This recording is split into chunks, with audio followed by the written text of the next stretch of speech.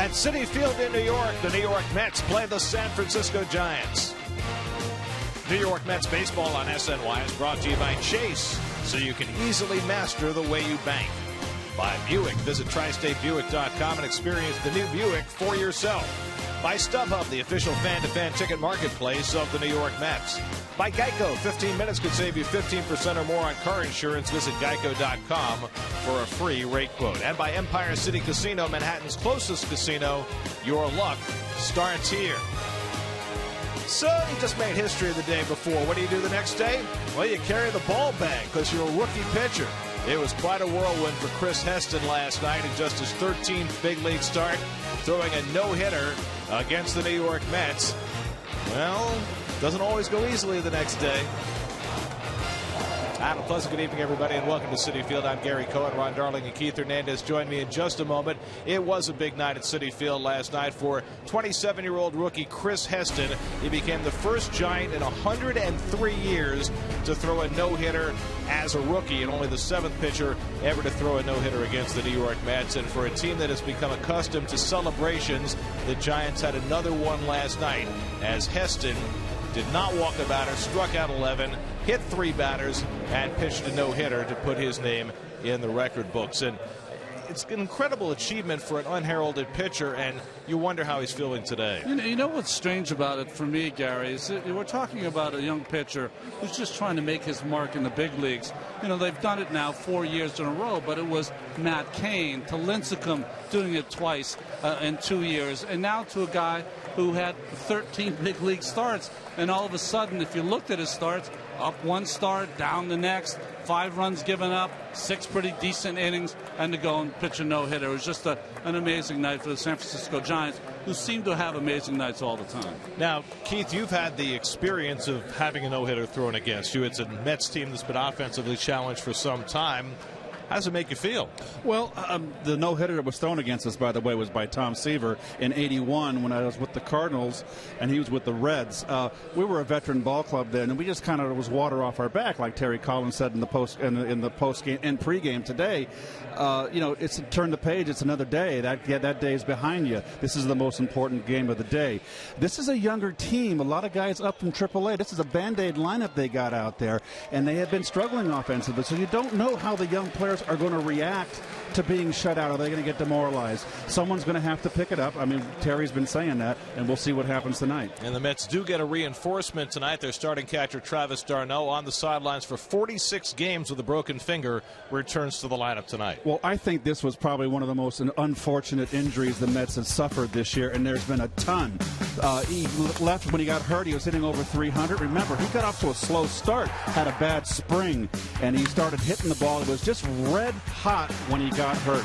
He was starting to hit line drives to all fields. He had a couple home runs, and then boom, he's out, for 40-something plus games. So it's a welcome return for him, and they need a bat back in that lineup, and this is the first guy back. And Travis is in the lineup tonight, batting 6th, and the Mets will throw Matt Harvey tonight, and we'll see what Harvey can do for an encore after Heston's performance last night. Well, to go back to Keith's reaction, how are they going to react? Well, Matt Harvey in his last start had a reaction. Jared Saltalamacchia took him deep in Arizona, and after that, he just turned on the Harvey pitching charm, and that game was over. After that, the Mets are looking for that same kind of pitching tonight's ball game. And it might be the last time the Mets get to face 39-year-old Tim Hudson, who may or may not be retiring at the end of the year. Well, 217 career wins, one of the best pitchers of his generation. He has faced the Mets 32 times in his career and won 17.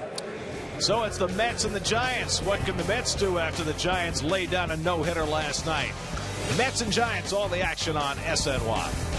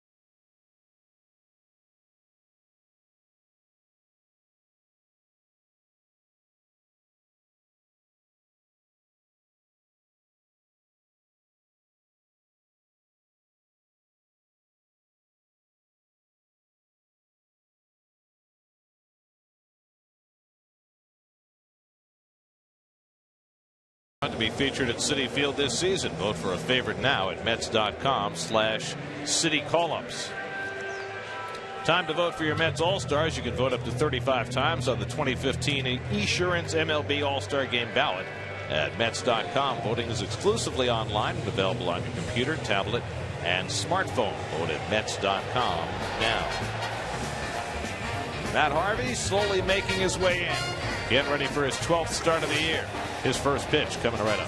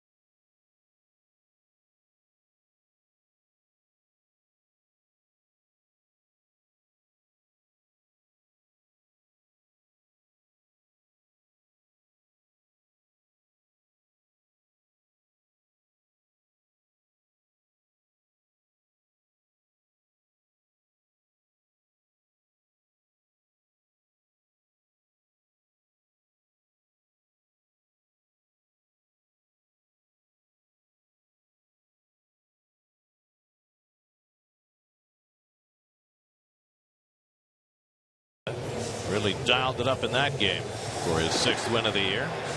Trying to beat a team that he's never beaten, the Giants. Nori Aoki, who has had a marvelous start as the Giants leadoff hitter after coming over from Kansas City. He will head the Giants lineup. Same starting 8 for the Giants tonight. Hunter Pence still out with wrist tendonitis. Gregor Blanco, who was supposed to be in the lineup last night, placed on the DL today with a concussion. And the Giants, who are rolling now, 7 games over 500 and a game out of first place, taking on Harvey for the 3rd time. Well, you see the Jeep numbers for Matt Harvey this season, 6-3. He doesn't need much in his career, 18-3 when he gets 3 runs or more. Aoki leads off. First pitch fastball misses high, and we're underway. Aoki 8th in the National League in batting at .323, 8th in on base percentage, and the toughest man to strike out in the National League so far this year. And he whacks one into right field for a leadoff hit. A little pesky Giant lineup. Very short swing. He's a table setter. Look at that bell-tie fastball, level swing. So Aoki, who had 2 infield hits last night, gets an outfield hit. Well, coming into this game, .396 on the road, so loves being on the road. Also, Matt Harvey will not be playing the part of Ray Washburn tonight. That series at Candlestick Park back in '68, where Gaylord Perry pitched a no-hitter for the Giants, and the next day Ray Washburn pitched a no-hitter for the Cardinals in the same series. Joe Panik, number 2 hitter, and he takes a strike. Panik has a 13-game hitting streak going, 2 more hits last night, including his 5th home run of the season. in front of lots of family and friends down from Hopewell Junction, where he grew up and still lives. Aoki with 12 stolen bases on the year, caught 5 times. He's the biggest Giant threat for a stolen base. 0-2 to Panic. Harvey's given up 5 stolen bases this year. Is there anything he can do better in terms of tightening up his control of the running game? I think he's pretty good as far as his delivery to the plate out of the stretch. I think he could just vary his times a little better. And he's got a good move. He's very athletic.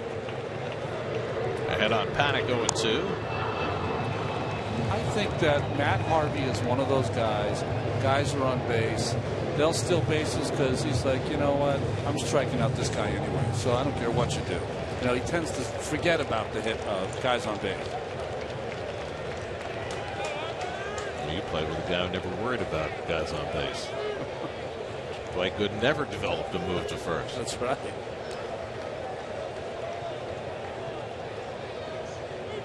Oh, and 2 to Panic with Angel Pagan on deck, and Panic lifts one to right, pretty well hit. Granderson back on the warning track, back at the wall. It's out of here.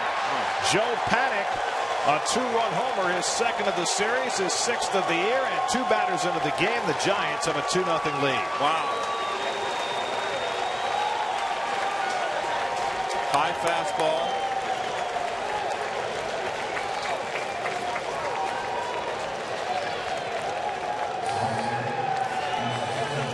Harvey has been stunned by home runs this year. Gave up 2 in his last start, and now a 1st-inning home run tonight. Well, that's his 10th home run of the season. He's given up 8 of them now to left-handers, and there's a fastball Ron Belt high out of the plate. Well, he just tried to blow him away with 3 fastballs. That was an 0-2 count. It's got to be a better pitch. So the Giants jump out quickly, and now Angel Pagan takes a curveball for a strike.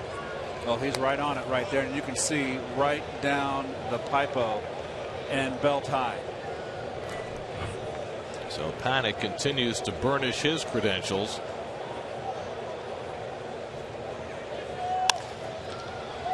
Rolled out to Tejada at second base, and that's the first out of the night. We'll get right to the defense by your Metropolitan, of your Metropolitan. By Lexus. Brought to you by Lexus. Granderson, of course, in center. In right field, it's just the same outfield day in, day out. Tejada, of course, with Murphy on the DL at second base, has done wonderfully. Filling in for Murph. And d'Arnaud, he's back.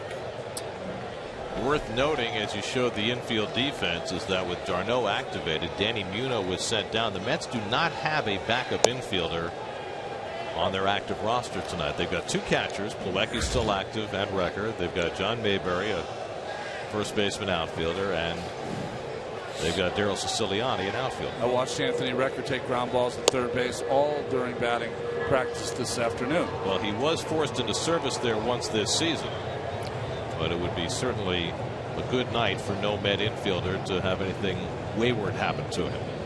Buster Posey bounces one foul. Posey 3 for 5 last night and 4 for 5 in his career against Matt Harvey. I remember the Giants handed Harvey his first major league loss back in 2012. Second game. After he beat the Diamondbacks in his first start. Went to San Francisco and working on his changeup. I call that the changeup game, yeah. Took a loss there. Little bloop into shallow center, and on comes Lagares to get it. 2 out. Bochy, of course, we just showed Bochy when he got his 700th career win with the win last night. A no-hitter. He'll remember it. Yes. And it put a punctuation mark on it. The 4th Giant manager in history to reach 700 wins. John McGraw, Dusty Baker, Bill Terry. Longtime backup catcher for the San Diego Padres, Bruce Bochy. And the New York Mets. And the Mets. And the Mets for a bit, but I remember him in the Pod uniform. Even when most of his career, you see the shift, was with the Pods. Brandon Belt, the batter. Campbell overlapping to the right side. And Harvey going to the curveball early after giving up that home run. And gets ahead on Belt. Belt 0 for 3 last night, but he's off to a strong start, hitting at .293. Bochy also the 4th manager to win 700 games for 2 different teams. That's right. I stand corrected there. And who would have thought it? He's really one of the game's best managers. And a track record to prove it. What a resume. When Bochy broke in with the Astros, he went 2 for 3 in his first game at the Big Shea. It's interesting, Bochy's comments after the no-hitter last night, talking about Heston, who had a very low pitch count, which never really came into play. And he said, you know my attitude about pitch counts. I let Linson throw 148 in his no-hitter. He said that gave him about 50 to work with in the ninth inning last night. He also didn't mind going to Bumgarner for 5 innings in relief to win a world championship either. Boch is not necessarily your new school manager, but he's got 3 World Series rings the last 5 years. Belt goes down on strikes. Harvey has his first punch out of the night, but not a good start from that. Gives up a leadoff hit to Aoki, and then the local kid, Joe Panic, takes him deep, and the Mets in a quick 2-0 hole.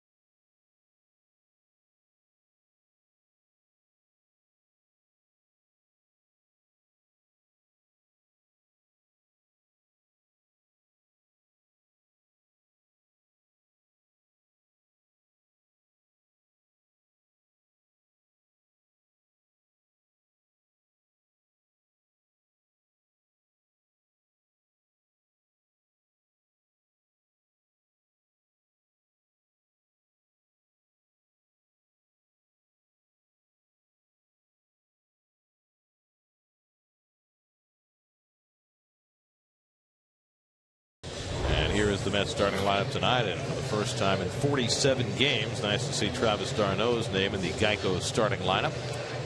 And moves Eric Campbell down to the 8th hole as the Mets try first and foremost to get a hit tonight against 39-year-old Tim Hudson. Well, what a brilliant career he's had. This is the Toyota numbers this season: 3 wins against 5 losses, but 217 wins in his career.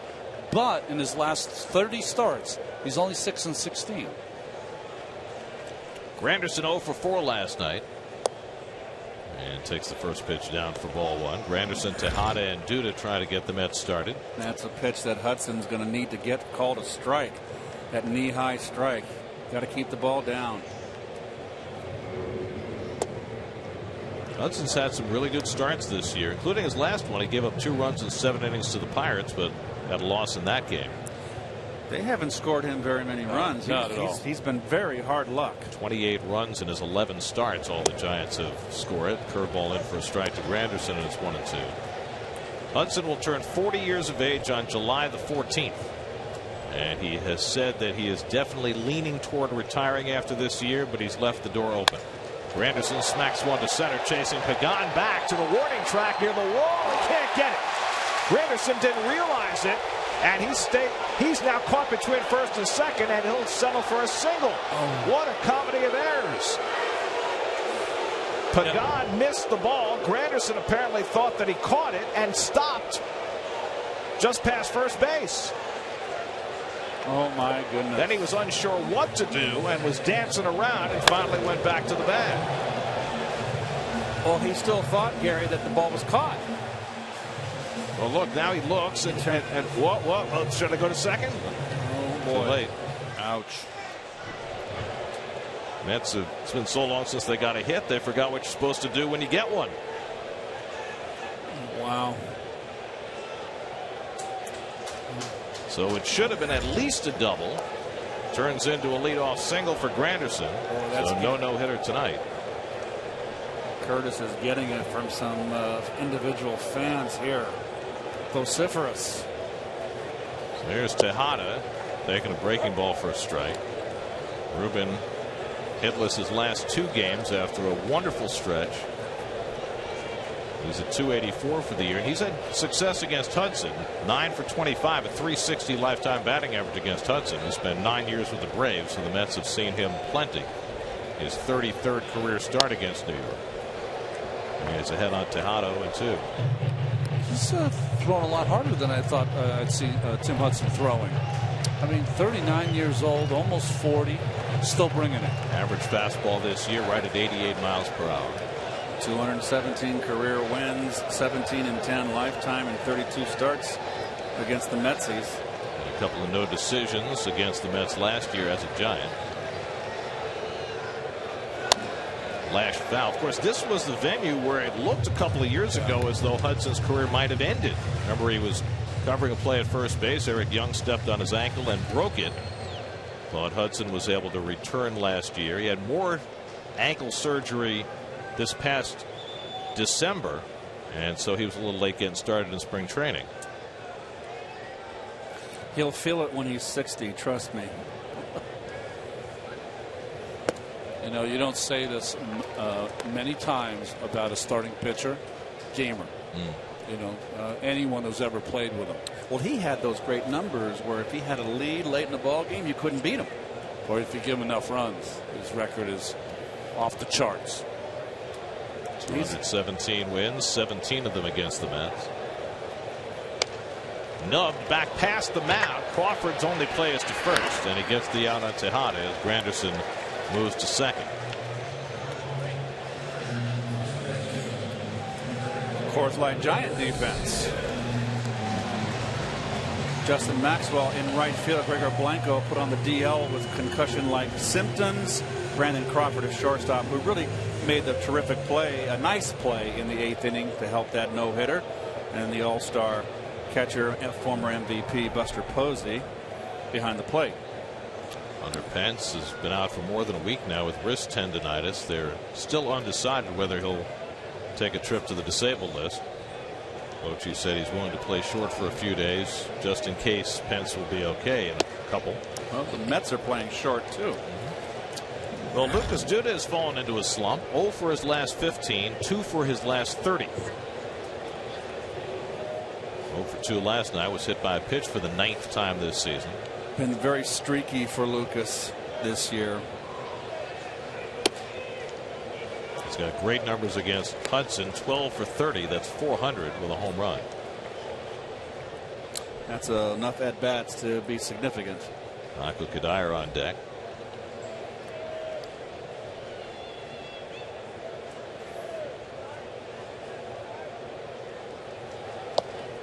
And Hudson misses with a changeup, 3-0. By the way, Hudson is pitching on the 7th day, 6 days rest, and this year when he's had extra rest, he's been very, very good. Extra days rest, ERA 2.45. Normal 4 days rest, his ERA is over 6. Dave Righetti right there, the pitching coach for the Giants, former Yank. And I think that's what you'd expect with an older pitcher. Of course. And there's ball 4. He was careful with Duda, and the Mets have 2 men on. Want no part of Duda. None.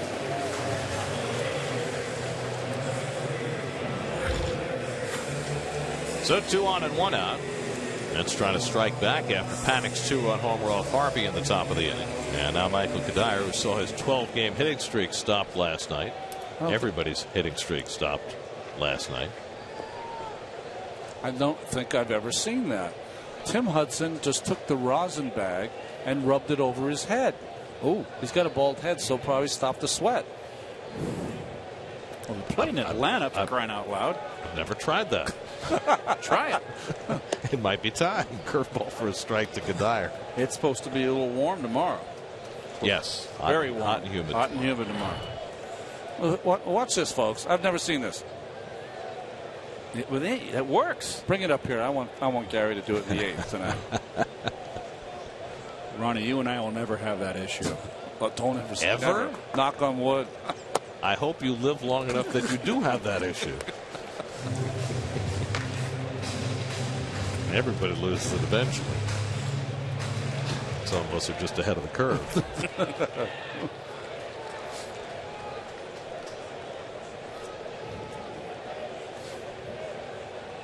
Granderson at second, Duda at first, and Kadire bounces one weakly foul. 1-2. I don't think anyone's better than Hudson at inducing a ground ball when he needs it. 11 double plays he's gotten this year alone. In the last 40 years, there are only 4 pitchers who've won at least 200 games and gotten at least half their outs on ground balls. Greg Maddux, Kevin Brown, Oral Hershiser, and Tim Hudson. All great.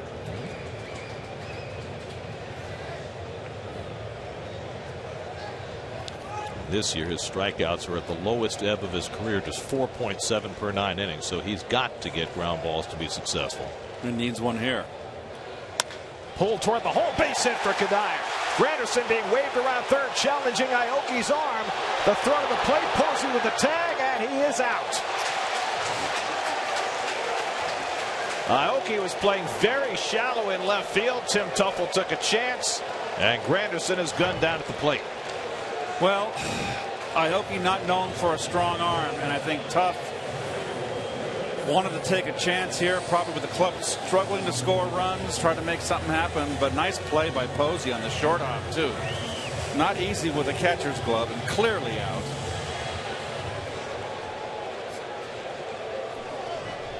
Well, if we judge it how we always judge it, where a runner is, as opposed to when the outfielder got the ball, really no way that Tuffle could send Granderson there.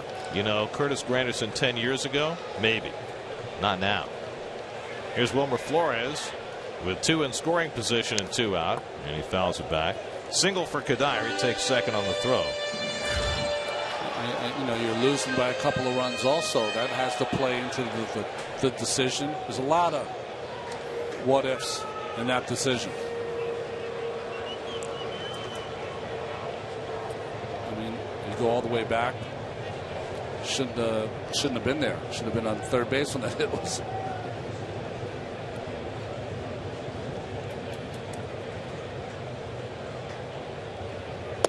Well, I think that's the best point of all. I mean, Granderson played a double, possible triple into a single on the ball he hit. Well, you can see when Aoki there's the ball right there. He's 2 steps from third base. That's a niet. In Russia, that's a no. Well, it's a short throw. It's just it's a mistake. 1-1 to Flores, trying to make up for it, and he swings over that sinker, and it's 1-2. Flores had his 8-game hitting streak stopped last night. That's with 2 hits and a walk in the inning, but nothing to show for it yet.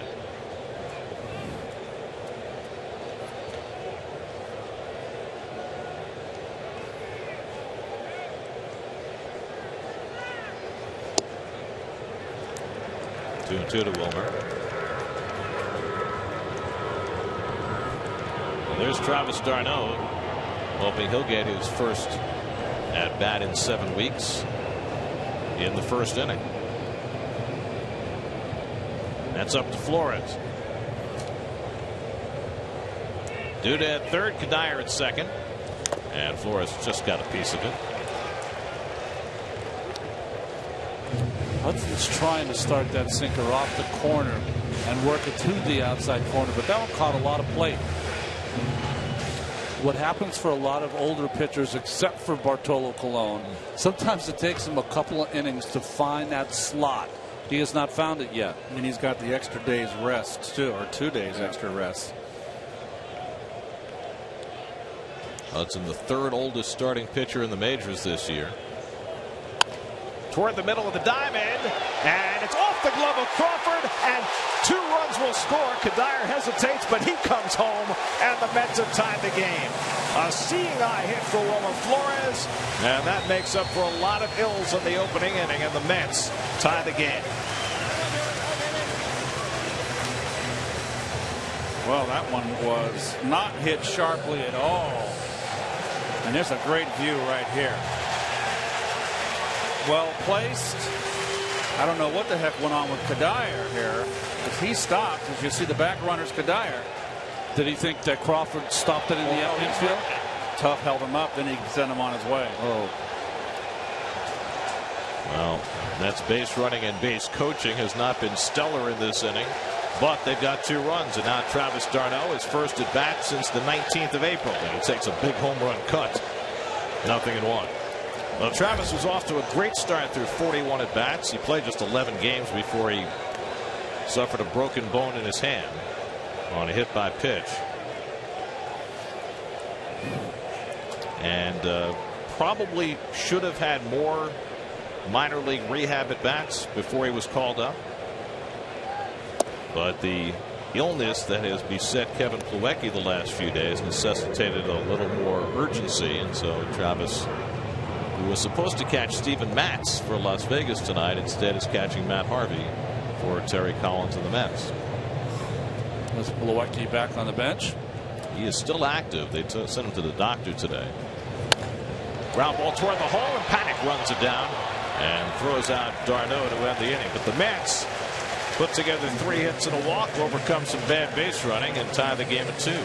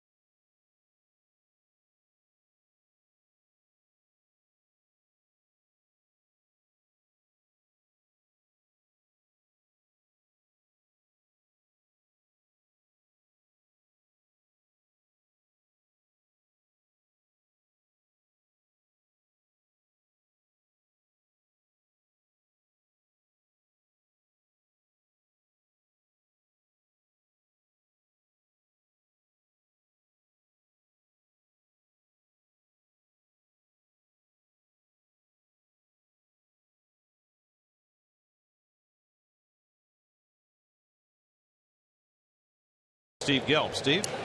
Gary here with Rusty Staub, who's comes out to Citi Field about once a month, lives in West Palm Beach now. But Rusty, when you come up to Citi Field, you see the Mets play. What memories come to mind of your time with the Mets? Well, you know, I've actually worked in this organization probably about 35 or 6 years. 9 years as a player, 10 years in the booth, 1 year as the assistant to Frank Cashin. And then I've come back in this ambassadorial role for, I don't know, 12 or 13 years. It's just, you know, you can't be involved with something that long without having, you know, Tommy Lasorda used to talk about Dodger blue. Well, I got a little Met blue and orange coming through me, too.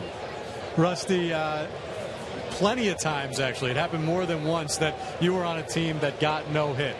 The next day, you come back, it's a new day. What is the key the day after a no-hitter to putting that in the past? The truth is, it's just another day. You play 162 games. I can promise you nobody in the Met dugout was worried about there being a no-hitter again or affected by what took place yesterday. Just got to give that guy credit. They certainly let him throw a lot of strikes that were attainable, but they didn't have a good day. It's just one of those things in life. You said it. I was probably on 6 or 7 clubs that got no hit. You have to remember, I was with the expansion Astros, the expansion Expos, and the Mets in the early 80s. So there were a lot of people throwing a lot of close no-hitters. Which one of all those no-hitters stands out the most to you? Well, Don Wilson, when I was with Houston, struck out Henry Aaron to end the game. And that one excited me the most. I was in a game where the guy pitched a no-hitter, Ken Johnson, and he lost. He pitched a no-hitter and lost the game 1-0. There was an error by the second baseman, and he just never it was 1-0. I don't know how many times that's ever happened in baseball, but I was there when that happened. Now, Rusty, the main reason you're out here today is for your foundation, the Police and Fire Widows and Children's Benefit Fund. What is it about this day that is so special for all these people? What do you do for all these people? Well, for 31 years, we've been bringing these families together at Shea Stadium here at Citi Field. It's the one day a year where they get to see each other. It's a tough fraternity to be in. But this is the one day. I think we get a lot of letters about how this is their most special day of the year. You know, there are 4 generations of people out in that little room back there. And, you know, to be able to do something that means so much to them is all part of what, you know, our foundation has been trying to do, and trying to not only give them some money to help them economically, but to make sure that we don't ever forget their loss. And the fact that we do this and we have events for them, there'll be another day where a couple of them will come out here to a game. You know, it's just one of those things in life where as you pass, it's hard to believe it's 30 years. And we just, to be the person that started that it's very humbling. And I'm very appreciative of all the people on our board and the people that have really made this be what it is. This foundation, in case you're unaware, is for the families of policemen and firefighters who have been killed in the line of duty. Why was that such a cause that was so near and dear to your heart 31 years ago? Well, I did lose an uncle who was a police officer in New Orleans, Louisiana, when I was a young lad. I remember what happened to his family. It was terrible. You can imagine that that they were not taken care of very well after the fact. You know, my dad was a school teacher, so I understood what hand-me-downs were, but the truth is I never forgot that loss. And when I read in the paper one day in my restaurant that a police officer had been killed, 3 kids under 5, I called a friend of mine named Patty Burns, and I said, Patty, I want you to come have lunch with me. And he brought the treasurer of the UFA, Tom Riley, and we had a lunch, and we decided we were going to do a picnic out at the stadium. That's 31 years ago. 31 years later, still doing the same thing. Rusty Staub, great thing that you do for these families. It was great to see you as well. It's great to be here. Gary, back to you. It's fantastic work Rusty's been doing for all these years. And, you know, he was doing this, as he says, 30 years ago, but after 9/11, it just became so much a larger endeavor because there were so many more widows and children left behind, and all Rusty's work only expanded exponentially at that point. Ground ball to the right side that Tejada's able to run down, and he throws out Justin Maxwell for the second out as Crawford goes to third. One last thing about Rusty. A lot of people stood up after 9/11 and really answered the bell. Rusty was one of them. And they were overwhelmed, obviously, with widows and orphans of officers lost, and of course all the first responders in 9/11. Just terrific work. He's so dedicated to it. God bless him. Tim Hudson takes a turn at bat. Hudson, a lifetime 159 hitter, 3 hits this season. He's got Crawford at third and 2 out. And takes a fastball for a strike. Giants staying out of the double play with Crawford in motion on a 3-1 pitch to Duffy. Otherwise, Harvey would already be out of this inning.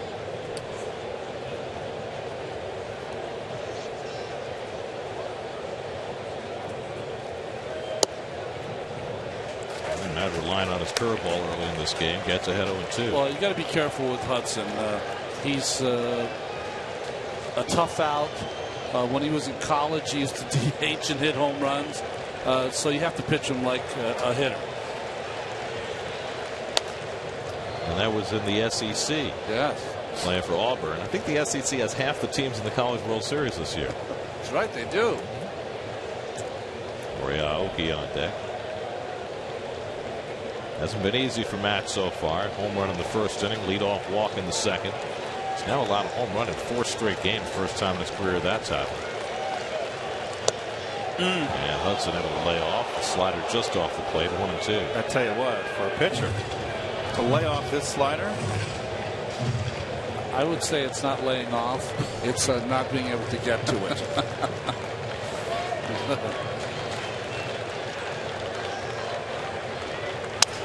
And Hudson breaks his bat. One hops it to Tejada, and that retires the side. So Harvey able to work around the leadoff walk. Keeps the game tied at 2.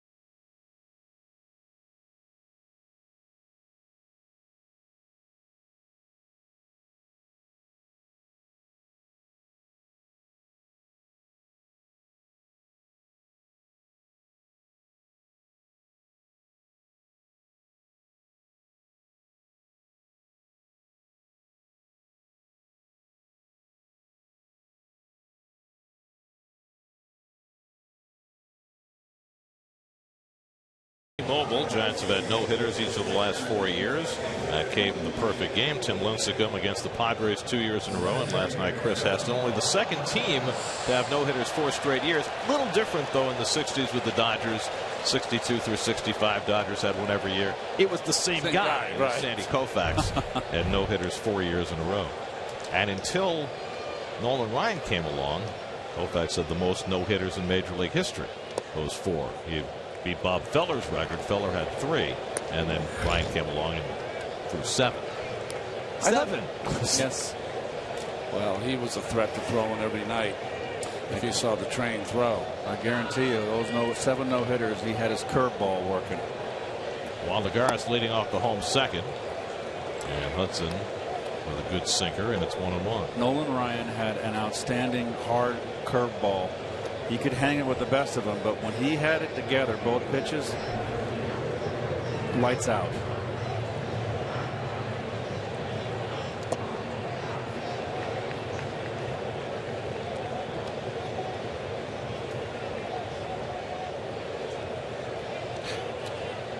Most wins among active pitchers. Bartolo Colon is second on that list. You mentioned Hudson, the 3rd oldest active pitcher. Colon, of course, is number 1. Number 2, R.A. Dickey, among starting pitchers in the major leagues, and Hudson 3rd. He's been indecisive about whether this is going to be his last year, and you can understand it's hard to walk away. I think really, 1, it's how it goes. 2nd, no, it's hard to make a decision after you're coming off a year where you won your first ring. Pulled down to 3rd, and Duffy handles the hard hop. Tell you what, Duffy in these first 2 ball games has made all the plays. He's had some hot shots hit at him. Well, he's a middle infielder. They moved to 3rd. But it's interesting. You look at Duffy, you look at Joe Panik. These are guys that other teams did not see as big prospects, and the Giants, for some reason, are able to develop them into effective major league players. Well, that's the word, develop. Panik is a guy that was a great college player at St. John's, and boy, and I don't think anyone knew that he would show the power that he's starting to show this year.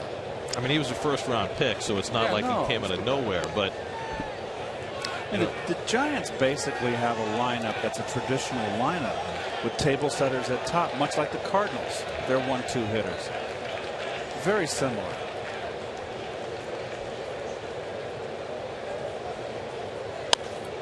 Campbell pops it up.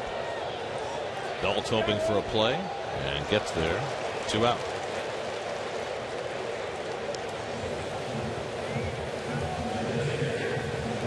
So Matt Harvey will bat with 2 out and nobody on. And has 2 hits this season. Don't see that very often. A conversation between Matt and Joe and a smile. I don't think I've ever seen Matt smile during a game when he's pitching. I know he never smiled during the game, Joe. He might break out in song. That's right.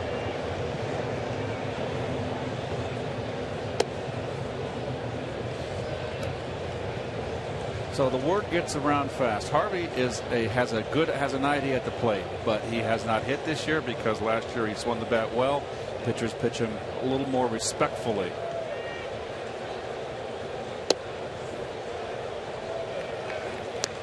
There we go. It's hard to see through that dark night mask. That's why he's got it lifted up. Exactly. So maybe it's the pull down shades. Well, he's just taking a break, kind of like you and your sling. I got tired of this sling. I got to wear it to the 22nd. Oh. Did you see Posey there? He dropped his elbow and was telling Hudson, "You're dropping your elbow. Put your elbow up." Very interesting to tell a guy who's started 460 games, 68 games. It's the leader Posey is. And a sharp sinker.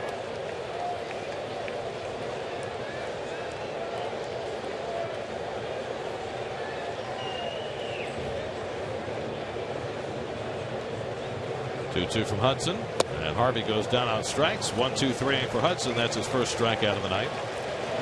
After 2 at Citi Field, Harvey, Hudson, Mets, Giants tied at 2.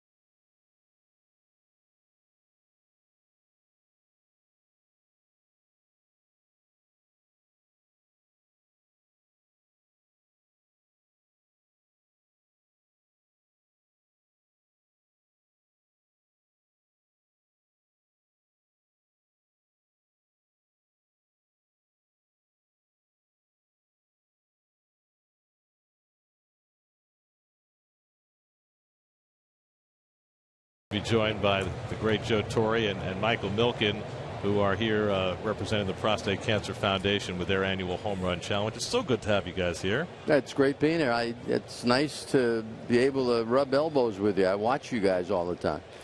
Well, and I think after 20 years, it's just great to be in the ballpark, isn't it, Joe? Well, it is, and I like this perspective. You know, the dugout was nice for a while, but too many questions to answer. I was going to ask you this later on, but I'm going to ask it now because you just brought that up.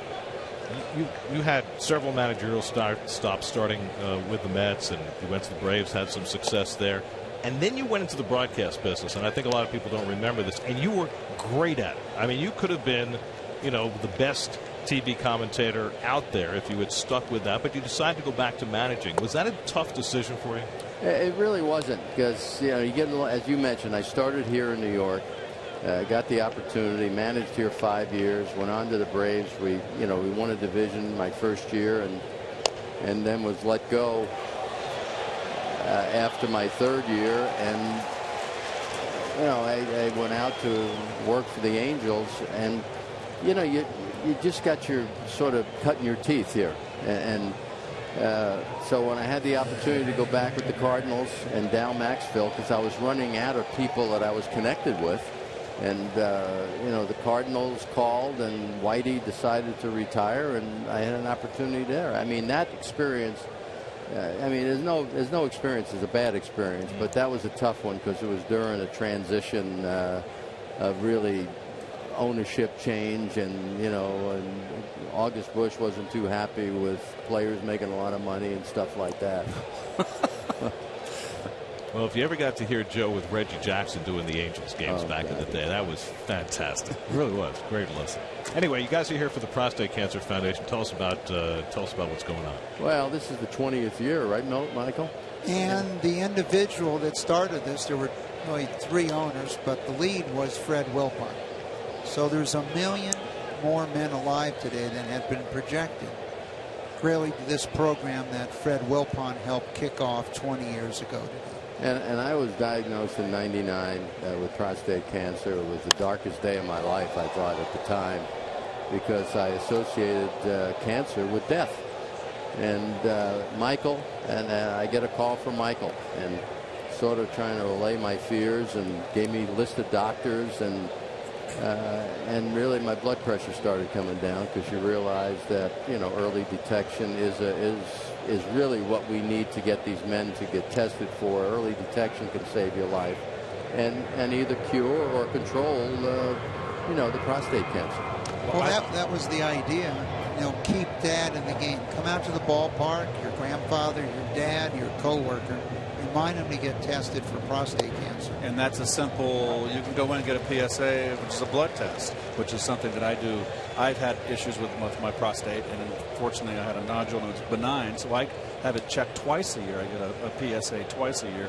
Have to keep an eye on it. So I know what you mean when you were scared, Joe. I mean, you're kind of waiting for that test to come back, and I was very fortunate that it was benign. And then you realize, Keith, that really the name of the game is research, and the money that Michael has raised through the Prostate Cancer Foundation has really enabled the death rate from 20 years ago to now is reduced by 50%. I mean that's amazing. That is amazing. Joe, one of the messages you want to leave everyone tonight is cancer is not a death sentence. That's turn 2, and there are 2 out. And 15 million people are living normal lives in America, just like Joe Torre and myself today, who've had cancer. So when someone tells you had cancer today, it's really a much different thing. The new treatments, those that have failed surgery or radiation, there are new treatments and with less and less side effects. And I think Joe is a great testimony to everyone. He's living a normal life. You're not waking up in the morning thinking, well, gosh, do I have cancer or not anymore today? No, in fact, when I was managing, when I came back, I wasn't sure how important baseball was, when I come back. And then we had the bases loaded in Toronto, and Bernie Williams come up to hit, and I was ready to make a deal, and I need this run, knock him in, and I was back to normal, and that was huge for me. But it really gives you a different perspective on life. You get tested regularly, as Keith said, and you just want to make sure that, and because there are so many men out there, Gary, that because it affects the libido, that they're a little hesitant, their ego gets in the way where they don't want to know. Mm-hmm. And then all of a sudden they find out they may have prostate cancer and it's advanced. So, you know, especially if it's in your family, you should probably, start in your 40s? Definitely in your 40s. And you can go to PCF.org. You can learn all about the Home Run Challenge and also a great deal about nutrition, which can dramatically improve your outcome and slow the growth of prostate cancer. But I think just want to leave one message with everyone tonight, is that we're close to the verge of eliminating cancer as a cause of death due to precision medicine, personalized medicine, immunology, and the $45 million we've raised from home runs and the hundreds of millions that have backed it have really made a difference, not just for prostate cancer, but all forms of cancer. And then there's $50 million in the New York area alone that's been funded here for research. So it's exciting for me. I was hesitant to talk about it when I was diagnosed in '99. My wife said, "Just think, if we had retired last year, nobody would know about this." And I agreed with her until I realized how many people were reaching out to talk to me about it. You know, once I went public with it. Pagan goes down on strikes. Joe, Michael, thank you so much. Thank you. And good luck with the Home Run Challenge. Joe, great to see you. Prostate Cancer Foundation. And PCF.org. Great work, guys. Thank you. It's a 2-2 game as we go to the bottom of the third.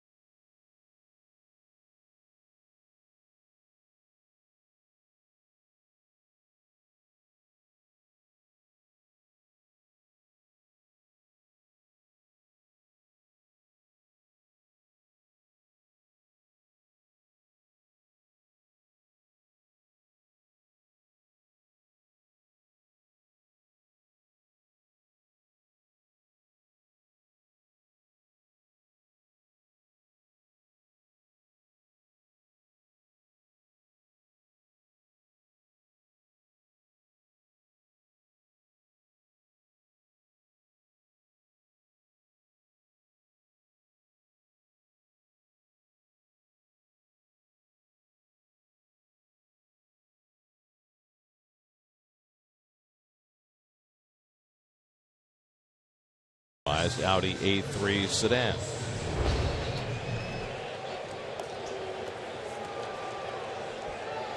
Second time around the batting order for New York as we go to the home third. Curtis Granderson hit an unusual single his first time up. I guess it was a completely unusual trip around the bases for Curtis. He turned an extra base hit into a single and then later was waved home ill-advisedly and thrown out at the plate. And there's the shifto we can see on Curtis. It's almost a point, you know, when the articles in the paper when the Mets came off the road trip with Kevin Long and Curtis and trying to say publicly that they're trying to get him to pull more, and that's something I think you want to, you know, keep secret. You know, you don't want to give away what you're trying to do. If Curtis is trying to pull the ball a little more, let the scouts find out on their own. You can give me tips. And he takes a strike, 3-1. Granderson, Tejada, and Duda for the Mets in the third against Hudson, who gave up 2 runs in the first inning. Retired the side in order in the second. And that's inside, ball 4, and Granderson's on with his 33rd walk of the year. Second walk given up tonight by Hudson, who does not generally walk many. So Granderson's aboard for the second time. And now Tejada, who grounded out to short his first time up.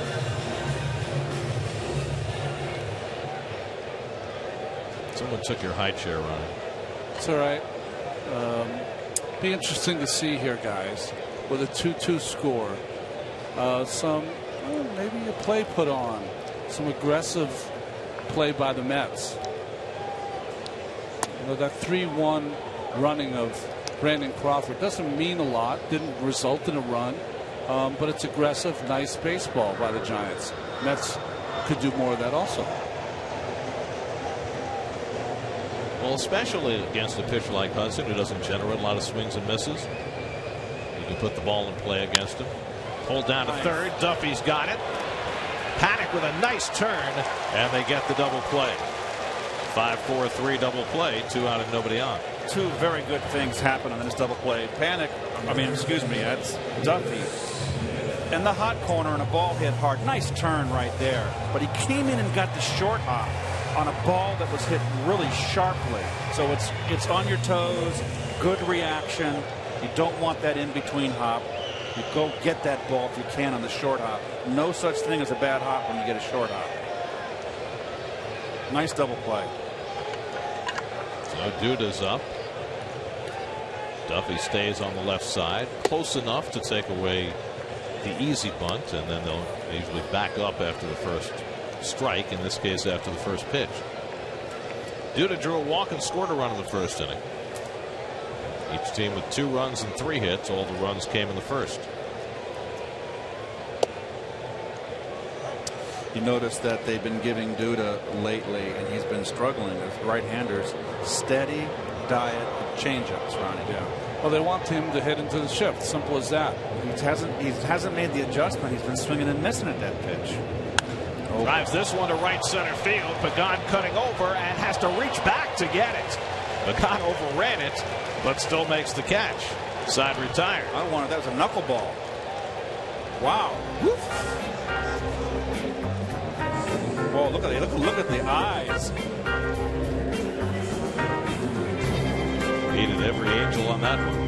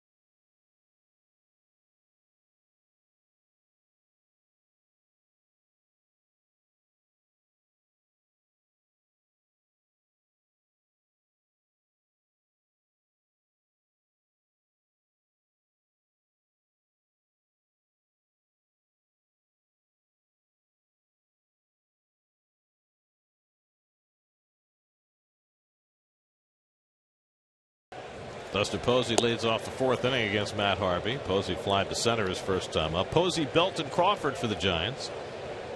Harvey gave up a single and a home run the first 2 batters he faced, Aoki and Paddock, and he has not a lot of hits since.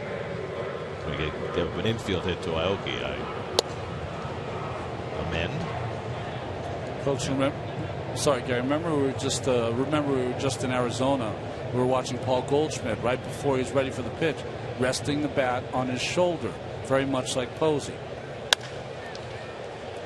2 hopper for Flores, and gets Posey for the first out.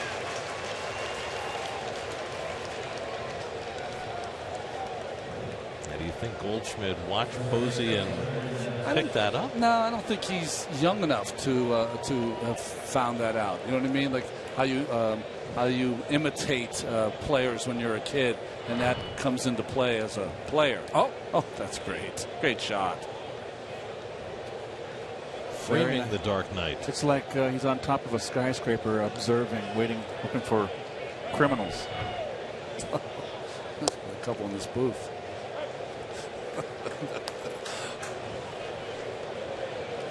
Belt struck out his first time up, one of 2 strikeouts for Harvey. That has struck out 9 or more 4 of his last 5 starts. That's nubbed. It'll be a very difficult play for Flores, and no chance. With the Mets playing the shift, Belt didn't mean to, but he has himself an infield hit. Change up. Got him out in front. Cue ball. That's a line drive in the paper tomorrow. Or even online tonight.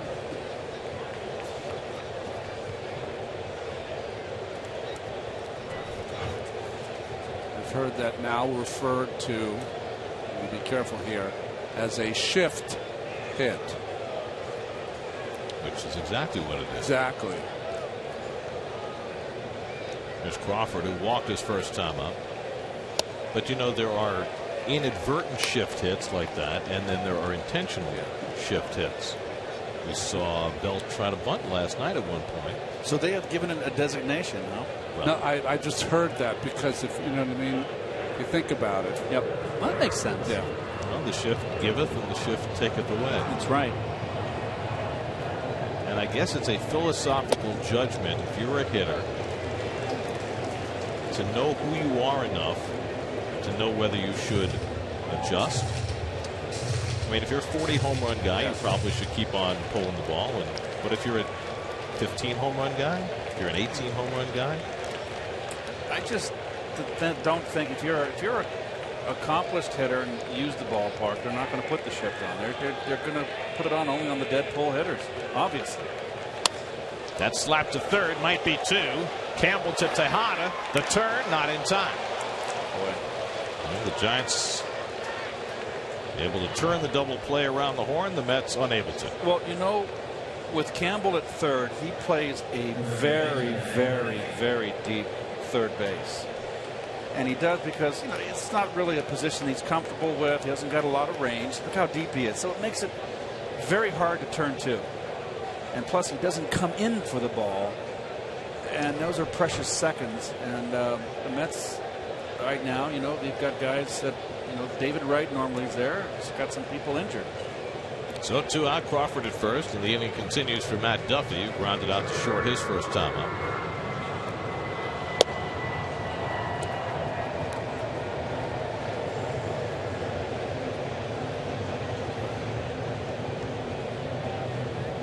Duffy had a couple of hits last night, including his 5th home run of the year.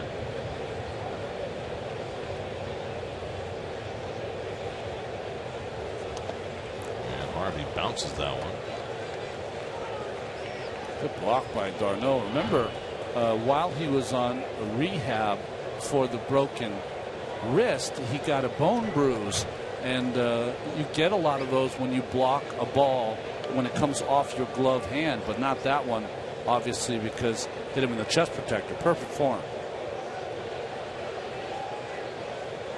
The first thought when we knew that Darno was coming up today was that maybe he would get the day off. After all, had to fly from the West Coast, took a red-eye flight last night, but he reported that Terry Collins today said he was good to go, wanted to catch Harvey, and so he was plugged right into the lineup. Yeah, he's in his 20s. Shoot.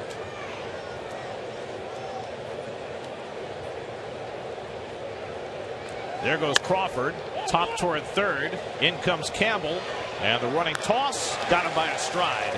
Side retired. Harvey gets 3 grounders in the inning, and it remains tied in the middle of the 4th. We're celebrating 10 years of Mets baseball on SNY. After the break, we'll go back and relive one of the thrilling moments from the past.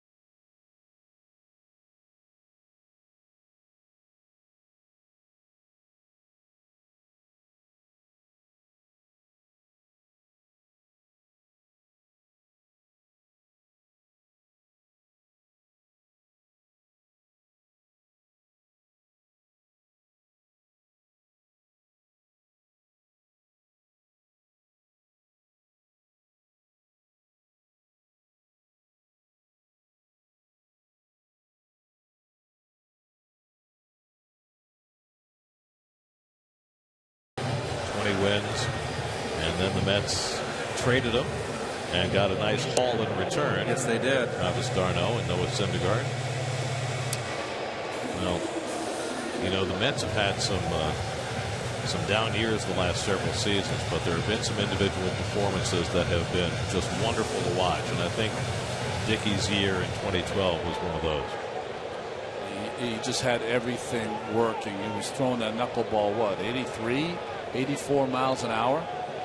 No one had ever thrown it that hard, that effectively. Michael Kadire leads off the home fourth inning. Michael had a base hit and scored a run in the first inning. And he takes a curveball for a strike from Hudson. I would assume with 4 games against the Jays next week that the Mets will see Dickey. At least once. Yes, right? I would think so, yes. 2 games here and 2 games at Rogers Center in Toronto.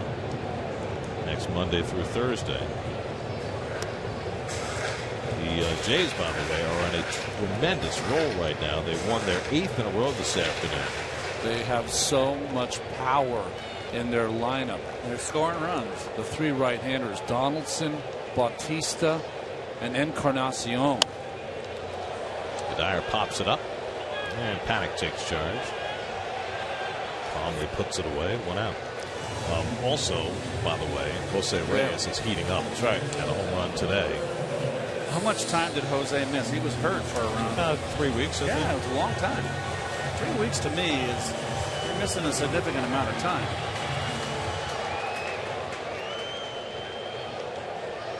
Well, it'll be nice to have both those guys back in the ballpark, but Toronto's going to be a bear for the Mets to wrestle with. Wilmer Flores drove in the 2 Met runs with an 18-hop single up the middle his first time up. That's just an estimate. 27 RBIs now for Wilmer.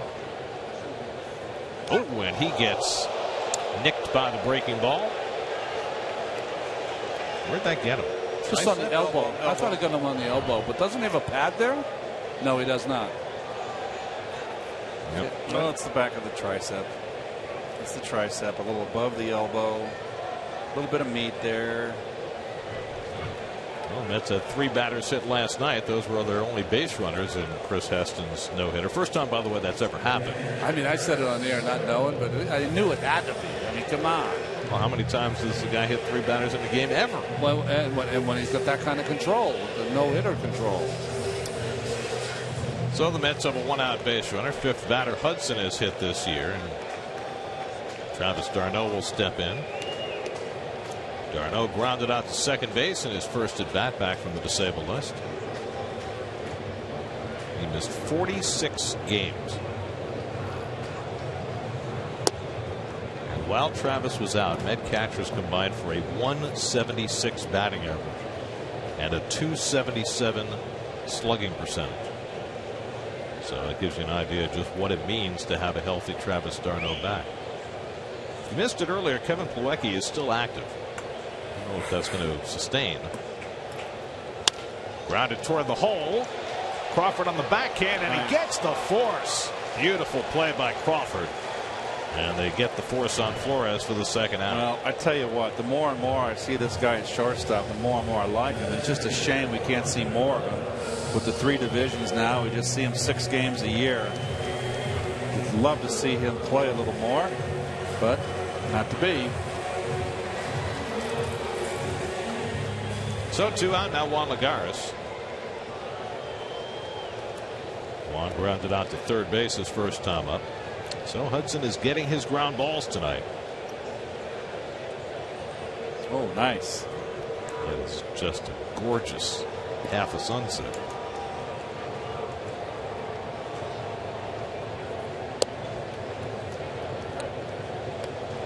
A lot of breaking pitches from Hudson. First pitch strikes.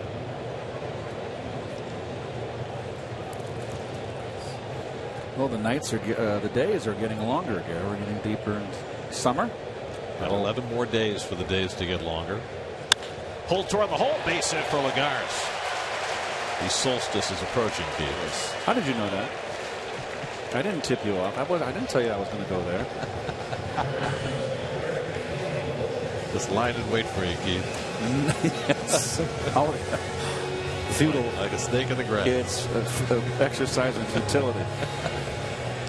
So 2 out and 2 on. Nice base hit by Juan, starting to swing the bat better. Campbell, who fouled out to first his first time up. Each team now with 2 runs and 4 hits. Both teams got a pair in the first. Harvey and Hudson have settled in since. Campbell takes a first pitch slider for a strike. That is such a great view. Nice seat, right? Yep. Met hat on the left. What is that? Arsenal hat on the right? Nice call. Premier League.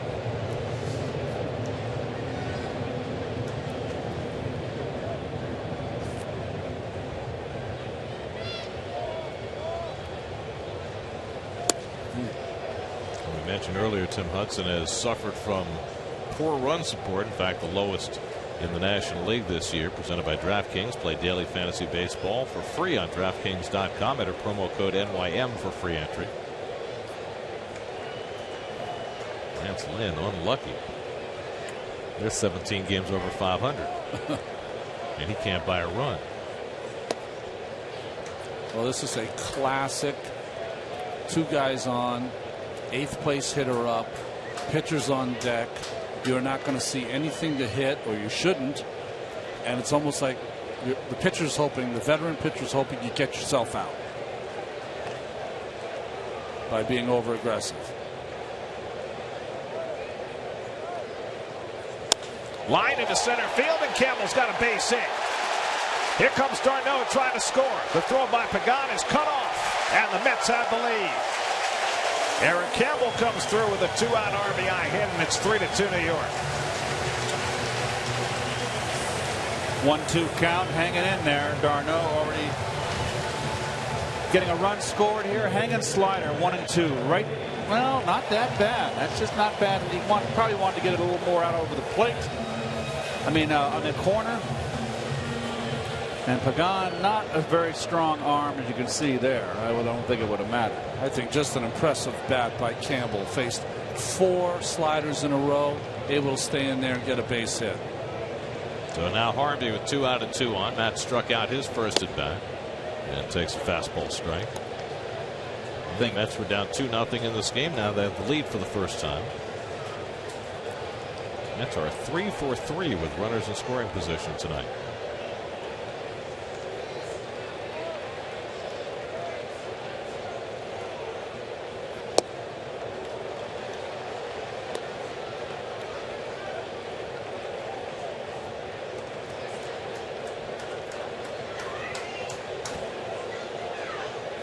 Garris at second, Campbell at first with 2 down.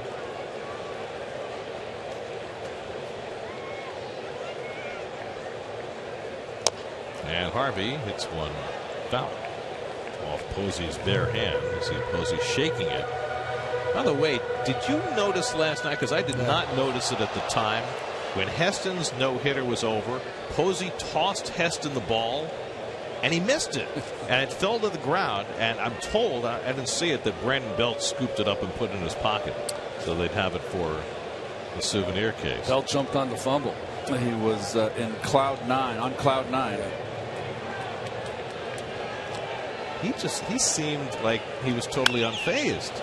Slowly hit, Duffy charging, and Harvey retired, and so are the Mets, but they grabbed the lead in the 4th. Here, this is last night. Watch, Posey flips him the ball, and he missed it. And he couldn't have cared less. He wanted his Posey hug. That's right. So over came Belt, picked it up, and now he has the baseball. Teamwork.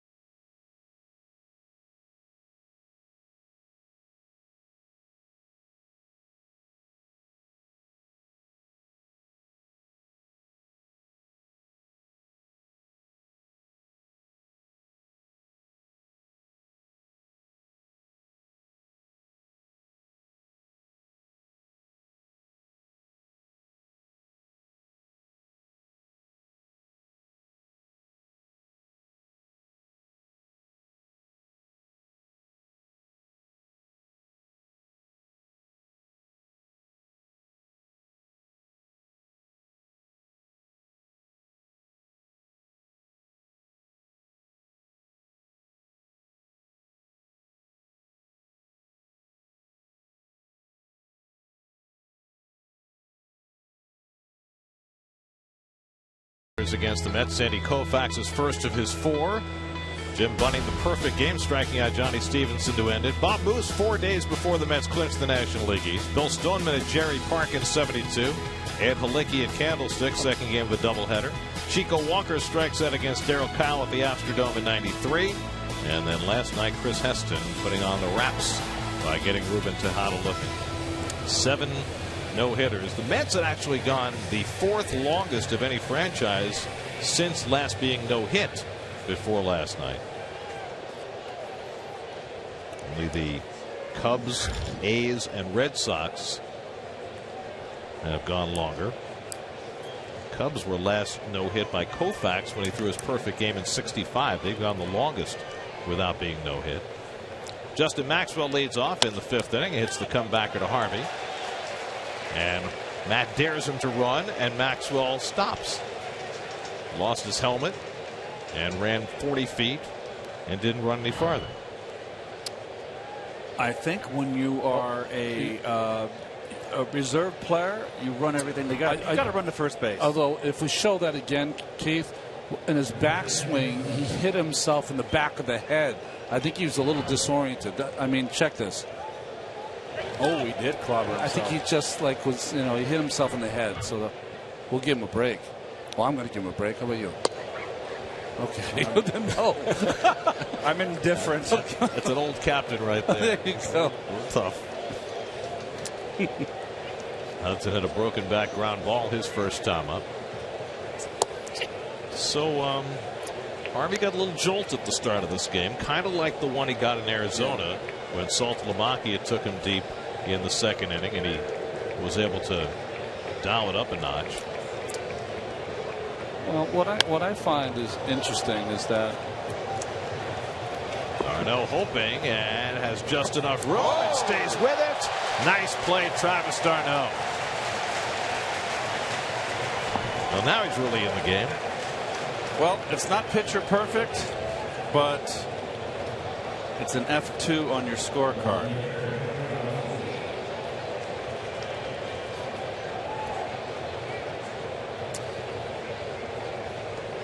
So really, Ronnie, this is really Harvey's 2nd season, correct? He missed all second full season. And that's a year that your sophomore year is a year that you learn things. And I think what Matt's finding out now, he's given up 10 home runs, that he just can't blow. These are big league hitters, particularly the left-handers now have 8 home runs off him.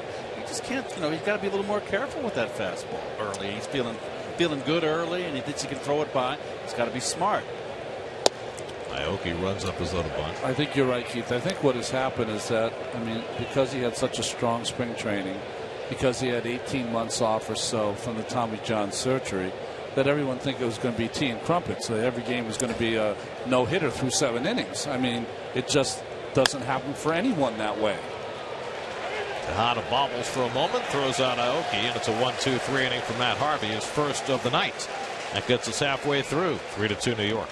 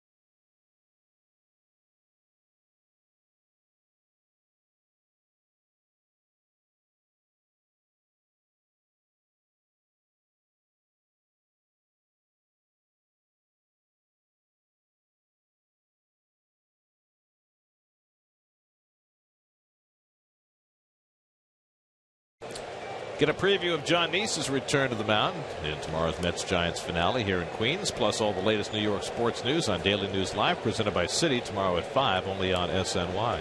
Did John go somewhere? I didn't know that. Granderson drives one down the line. That's a fair ball going into the corner. Granderson this time will get an extra base hit, and he'll pull him at second base with a leadoff double. Well, he turned an extra base hit into a single back in the first inning. This time, Curtis running all the way has a leadoff double. Little sinker, didn't stay it up, didn't get it away enough, right on the chalk. Oh boy, it almost looks like they hit someone's hand, did it? Doesn't matter anyway, but oh, that's just fair. Good call. So Granderson on base for the third time, single, walk, double. Bruce Bochy thinking maybe he challenged the fair foul call, but gets the word, no challenge. Well, here's your number 2 hitter right here. And you got a 1-run ball game, and you're in the 5th inning. You've got to advance the runner if you don't drive him in. Well, Ruben has pulled it twice on the ground tonight. Once to short, once to third. They're in at the corners thinking he might drop down a bunt. He's trying to go that way. But you got to be careful now for Granderson at second base, Gary. And I know when I played in like that, if I get a ground ball or Belt gets a ground ball, I'm not playing anymore. He's got an easy play to third base to get the lead runner. George Contos will be the first man up in the Giants bullpen. Hudson at 67 pitches through 99 in 7 innings in his last start and has 2 extra days of rest. But down in the game 3-2. And Ruben again trying to go to right, but he fouls it off, and it's 0-2. So many times we see organizations manage to that 100 pitch count, whether the pitcher is good or bad. Not Bruce Bochy and his staff. They're managing each and every inning with Hudson, with an ability to have an outlet if he gets into trouble. Well, this is a situation I remember Felix Mion hitting second for the Mets in the early 70s. He'd get it over. Well, he'd choke up a foot on the bat. Yes, to make he would. Sure that he would. He knew how to do that. He had great bat control, Felix. Felix was the first Met to play in 162 games in a season. Huh. What did they get him for when they traded for him for the Braves? It's Danny Frisella and Buzz Capper, I believe. 2 pitchers. Might have been smart. I think George Stone was in that trade too. That's got Stone as well with me on. Good job by Tejada, still trying to go that way. There's 2 ways to combat a batter trying to hit the ball to the right side.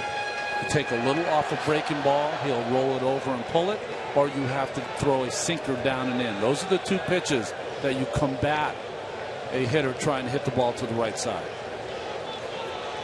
Giants very shallow in the outfield against Tejada, even on the pull side with Aoki.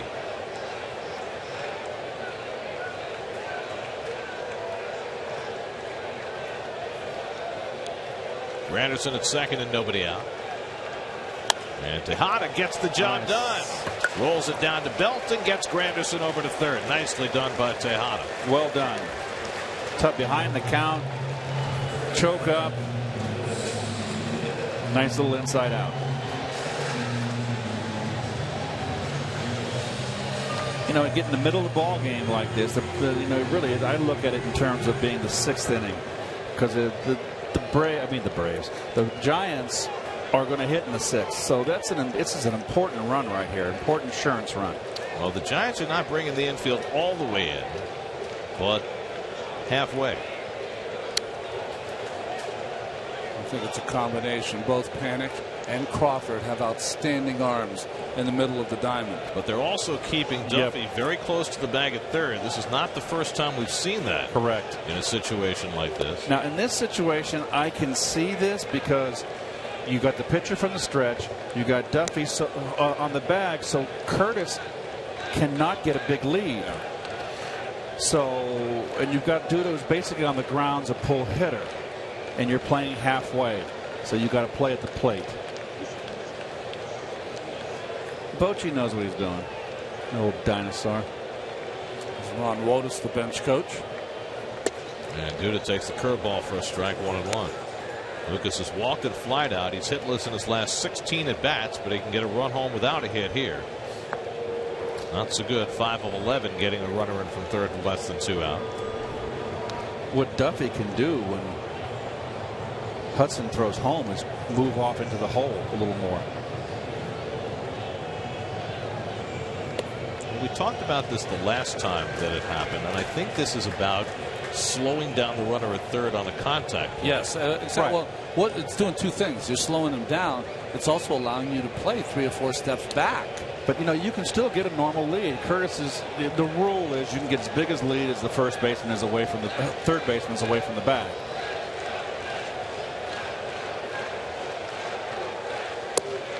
Let me see the odds of. I'm belaboring the point here, but it's of interest to me. Is that the odds of Lucas hitting a ball down the third base line? I mean, are 100, maybe more, 1,000 to 1.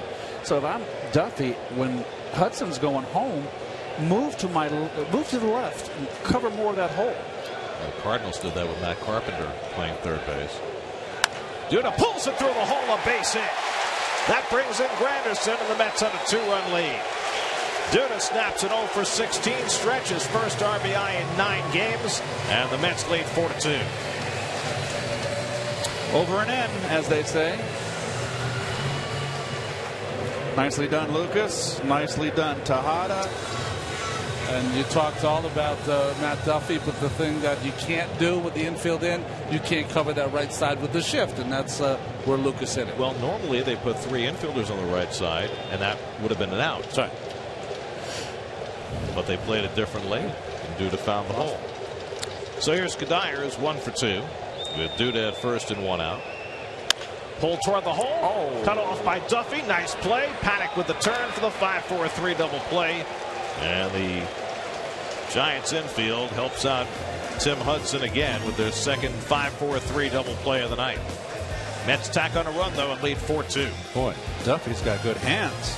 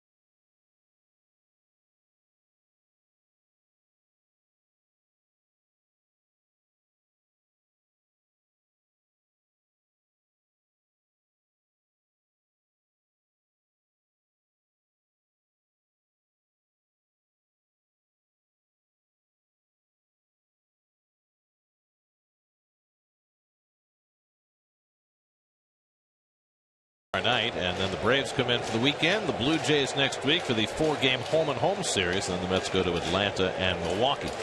Joe Panic leads off in the 6th inning. Panic has accounted for the Giants' runs tonight. Second batter of the game, hit a 2-run homer, his second in 2 nights. Matt Harvey's allowed just 2 infield hits since, and now has a 2-run lead. And throws the changeup to get even on Panic, 1-1. There you go. Billy Wagner, I haven't seen one of those in a while. Where is Billy these days? Is he in baseball, or did he go back to the llama farm? Line to right center, and Panic's got himself another hit. Boy, Panic's having a fine series for the home folks. Looking good. His 4th hit in 8 at bats. He has a 14-game hitting streak, and he is rolling. Breaking ball here. Outside corner, just not enough break. A little lazy.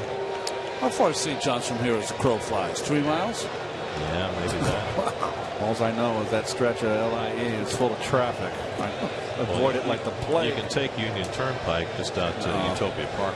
I mean, to St. John's. Whitestone, Cross Island, baby. I'm not even going anywhere near Utopia or any of that stuff. Because it's not Utopia. Here's Pagan, who's grounded out and struck out, tying run at the plate in a 4-2 game. Interesting to look at Angel Pagan on the 10th of June and see he has no home runs in 223 at bats. And I wonder, is that some change of approach on Angel's part? Is he trying to be more of a contact hitter? He's certainly made great contact this year. Well, they've got him in a 3rd hole now, hitting the number 3 spot. I think that's only because Pence is hurt, though.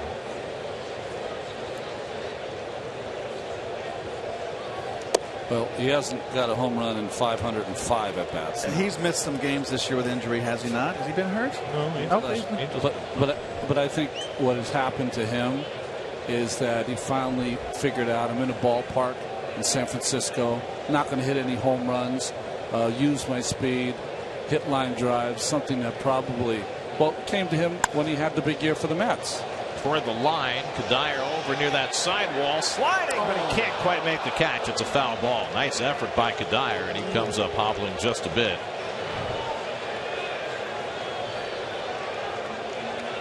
Boy, his right knee. Watch his right knee goes underneath, and underneath the padding is cement. Ooh. Great try by Michael. Might have banged that knee, but he says he's okay. Now, the Mets are shorthanded. The one thing they do have on the bench, well, they have catchers and they've got outfielders. They don't have any infielders. Danny Munoz sent down today to make room for Darno, and Plawecki and Recker both remaining on the roster. You see Darno out with Harvey trying to give Kadire a blow. So appreciated when you're a pitcher, when your outfield gives you an effort like that, even if he doesn't come up with it. 1-2 to Pagan with Posey on deck.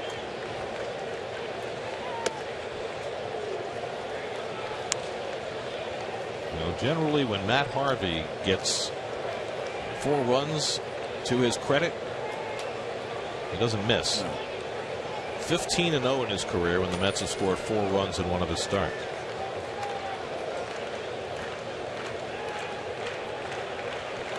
Panik, not a big base stealer. And Pagan rolls one foul.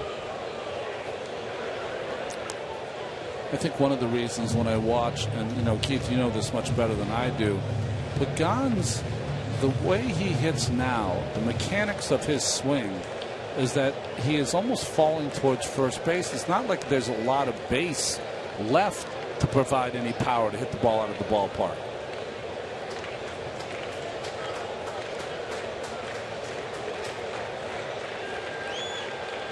Darno moving outside. And Harvey misses up and away. 98, hardest pitch he's thrown tonight. Gary, I was looking at Angel's career stats. His best year for home runs was 11 in 2010. He's hit 7, 6, so he's not a home run hitter. He's just really basically a single-digit guy. No, but he's hit him. He's a guy who would try to hit home runs at times. 3-2, nobody out. Panik not running, and Pagan takes ball 4. Borderline pitch. Joe West said no, and now the tying runs are on base with Posey coming up. We'll check in with the studio. Eamon McEnany has a game break brought to you by Honda.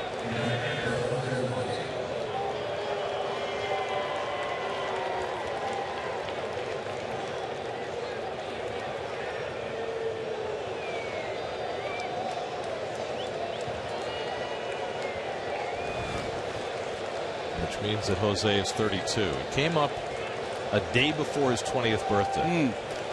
So 32 is your last year in your prime, so they used to say. 28 through 32 are your prime seasons. Jose takes a fastball for a strike. Well, this is the inning. You know, with Panic with the leadoff base hit, Pagan with the walk, and their best hitter up at the plate and Belt on deck. Posey came into the day with good numbers against Harvey, but Matt has had the advantage tonight. He's flied out and grounded out 0 for 2. And he takes 2 fastballs, and he's behind in the count 0-2. It's almost like he was sitting on a breaking pitch. Hard to believe that. Or he wasn't looking in, that's for sure.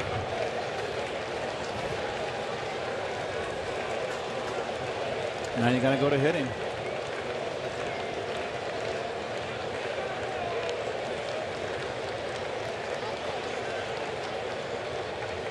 Oh-2. Line the other way, and Posey's got a base hit. It's going all the way to the corner.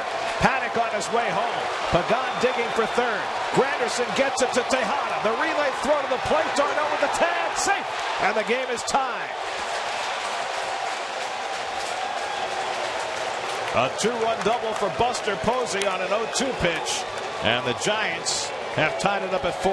When you've got an average hitter, batting average, high average hitter, a line drive hitter, you're 0-2. I just don't like the pitch anywhere on the strike zone, on the outside part of the plate, Ronnie. Another 0-2 count. The 0-2 count to Panic for the 2-run home run, and here the big double by Posey. Once Posey gets to 2 strikes, he's an entirely different hitter. He's a guy that's just protecting. Pagan's front foot goes over the plate, but his back foot scrapes over the plate. And Darno never had the ball.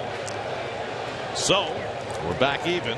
Posey at second and nobody out. Brandon Belt the batter. Belt is 1 for 2. Now Belt has got to look for something to pull. Here's the play at the plate. And you're right, Ronnie. See a lot of guys that airmail their front foot when they slide. And there's Mr. Hudson, got new life.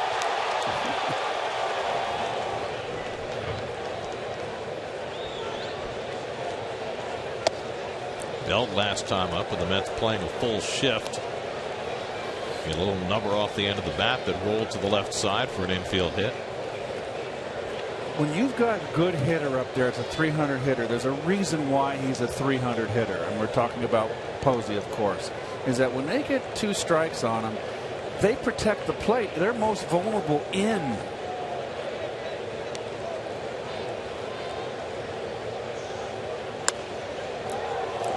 Slashed foul by Belt. They went into the seats in a hurry. So both runs, Ronnie, are were they 0-2 or was it 1-2? No, 0-2 on Panic too. I think the issue is that when you're facing a 300 hitter, Harvey and Darno chose to go with the same pitch 3 times in a row. Just can't do it to those guys. They're too smart, too talented. Well, it's just good hitting right there, Posey, and that's why he's an MVP. He won a batting title, correct? Did he win a batting title? No. He won an MVP, though. That's Rookie of the Year. It's the only thing he hasn't done. Yeah.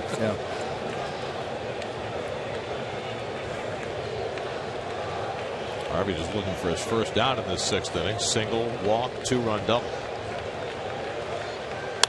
Belt lifts it to left center. Pretty well hit.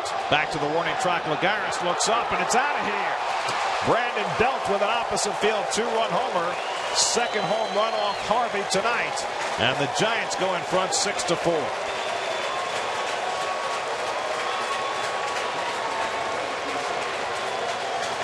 Eighth home run of the year for Belt.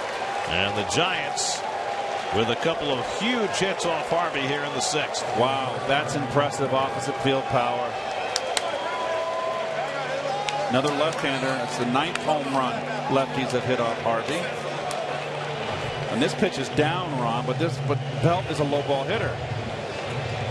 When they talk about Brandon Belt, I was talking to some folks from San Francisco. When he's right, he has tremendous power to left center field, and obviously Harvey and the Mets saw it there. So the home run ball continues to be a huge concern for Matt Harvey.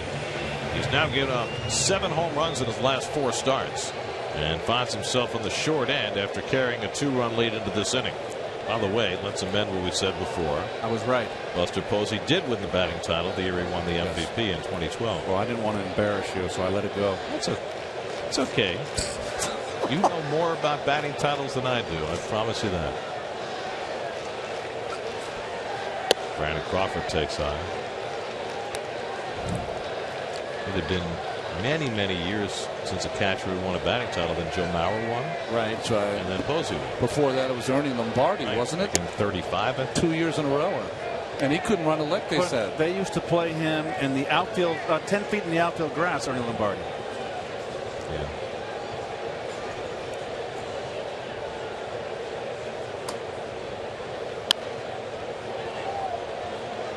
Well, Eric Goodell is up in the bullpen for the Mets. We'll see how much more rope Harvey gets here. Having now given up 6 runs and 7 hits, including a couple of 2-run homers. Goodell looks like he's ready to go.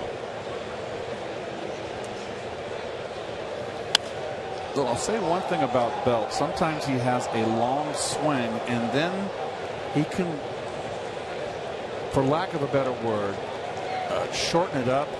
I know Bobby Valentine hates that term. I know Bobby's watching. Or become more compact. And he's got a quick bat.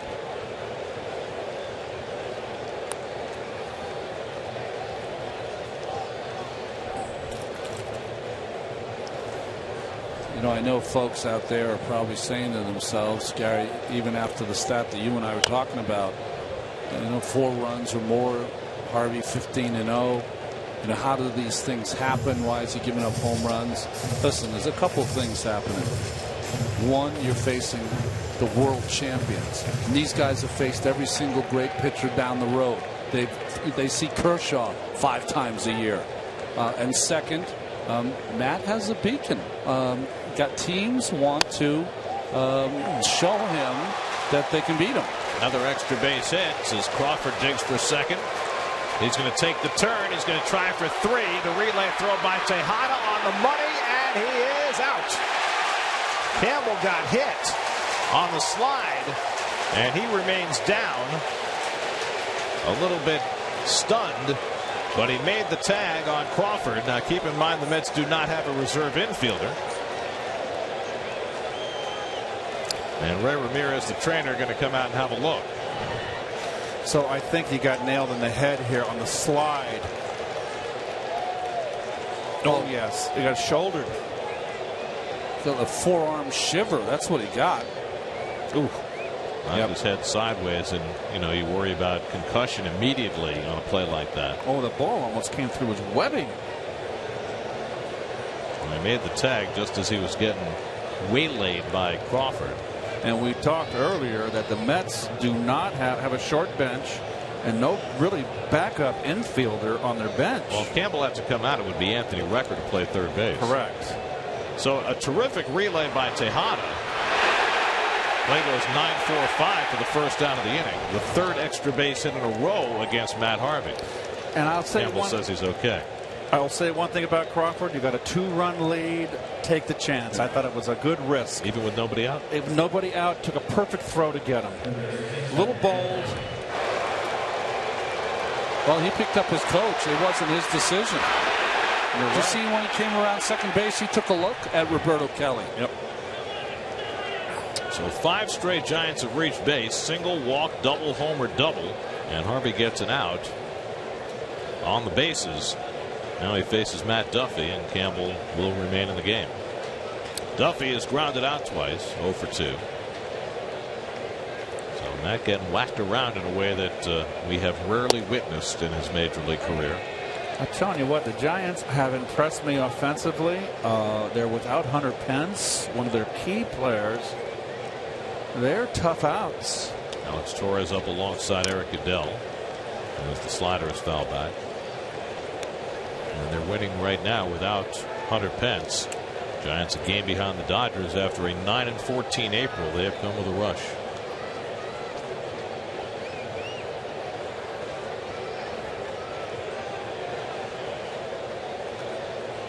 And it's an odd year. They're not supposed to win in odd years. Well, maybe they're going to do it with hitting this year instead. The one thing, criticism that we can have that the Mets pitching staff is going to have to take a look at, because across the board with their lack of walks and striking out everyone, is that the hitters are starting to take some really comfortable at bats, and this is a really good ball club, so it's hard to judge. But at some point, some of these hitters got to be moved off the plate, or at least feel a little uncomfortable. That is a curveball. That's not a bad curveball.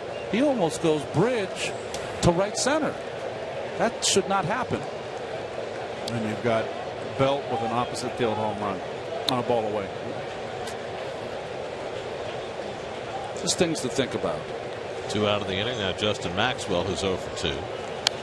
That's one thing I'll say about Wheeler. And he's out the whole season, of course. But Wheeler was just those bullets, but wild enough. And he's hit some people. And that, you know, that don't think the hitters don't know that. They may not. A percentage of them may not. Maxwell tees off. It's a deep to left. Forget that. That's way out of here. Justin Maxwell with the Giants' 3rd home run of the night. Their 2nd in this inning. And they are just teeing off on Matt Harvey. Maxwell's 5th home run of the year makes it 7-4.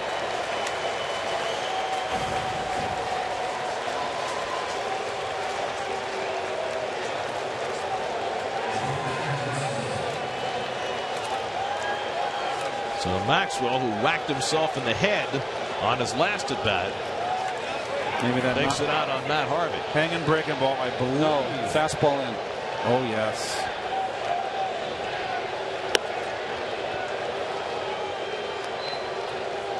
And Tim Hudson's first swing was a home run cut. Well, that's what I was bringing up, Gary. I think we're going to take a look at it. We're going to put it together and just show you how comfortable the hitters are, the force that they're swinging with. Those things cannot happen. Little bloop. And who's going to take it? Flores does, and that finally retires the side. But an ugly, ugly inning for Matt Harvey.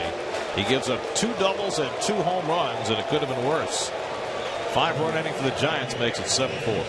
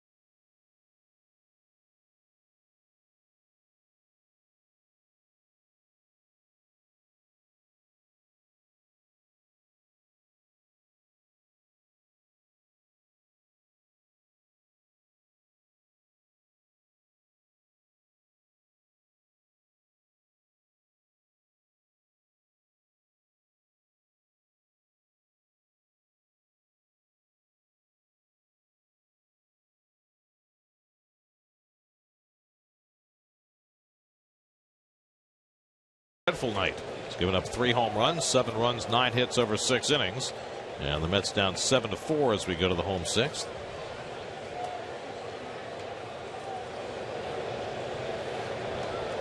First time in Harvey's career he's allowed 3 home runs in a game. We're just taking the first this at bat by Maxwell when he hit the home run. That's the first pitch. Look at that swing. This is a 230 hitter now. And now your second swing. Hitters that comfortable produce that kind of results. It just can't happen. And I'm not. This is not to get on Harvey because he's having a tough day. It happens to every pitcher. I don't care who you are. But at some point, you've got to make these hitters uncomfortable at the plate, and that is not hitting them. That is making them move their feet, making them conscious of inside. And when you come inside, you come in with some gusto.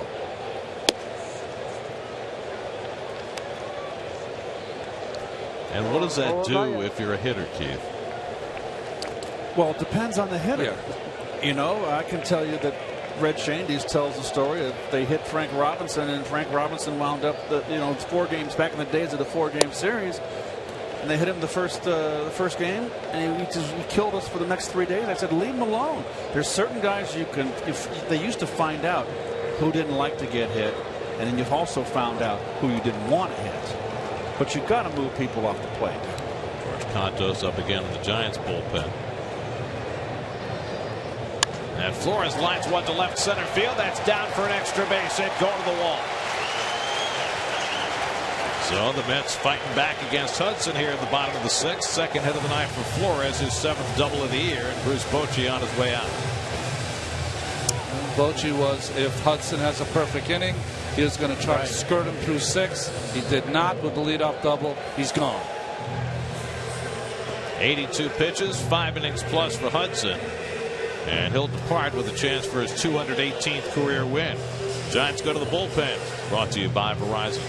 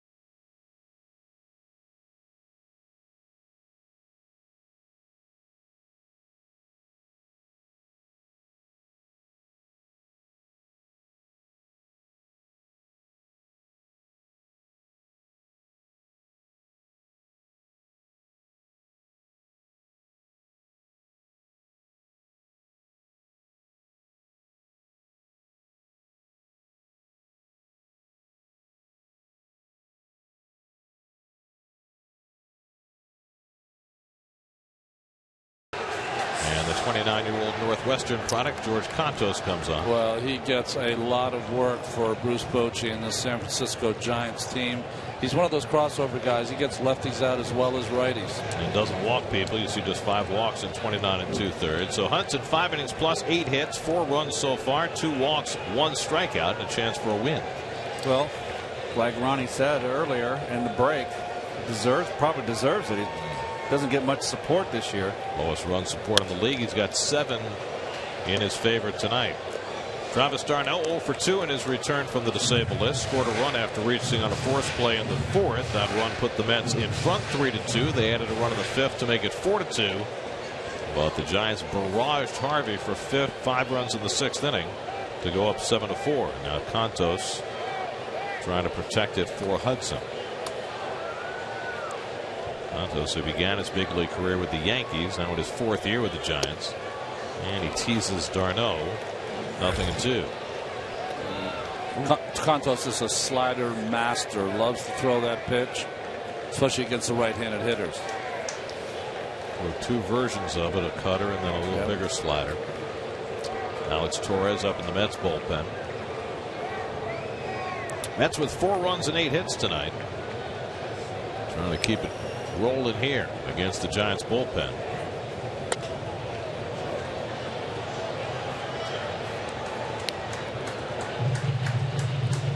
Juan Lagares sitting 7th in the order, waiting on deck.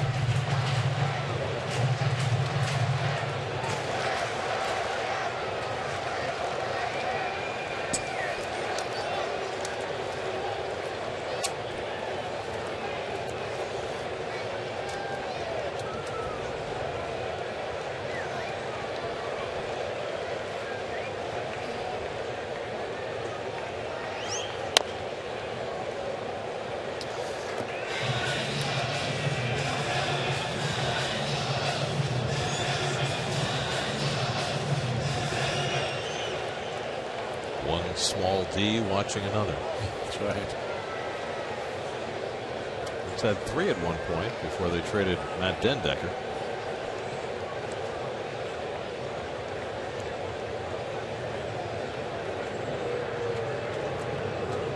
Contos ahead 0-2 on Darnell.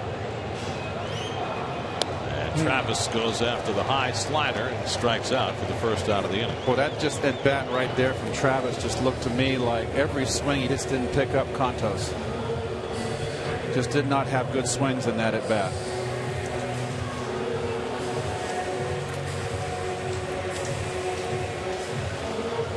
So 1 out, now Juan Lagares. Juan is 1 for 2 tonight. Pulled a base hit through the hole his last time up.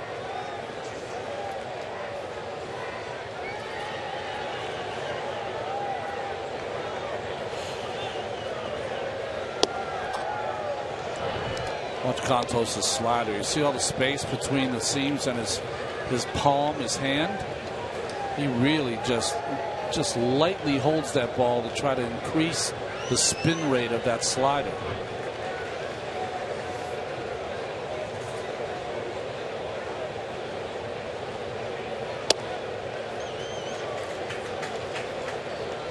Lagares. Contos has inherited 12 runners, hasn't allowed one to score yet, trying to keep it perfect.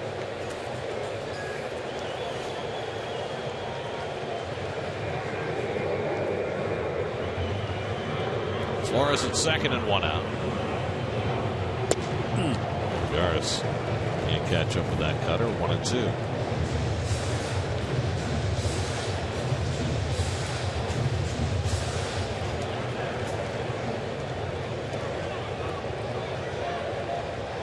Grip his changeup behind him as he twirls that ball around to find the right grip.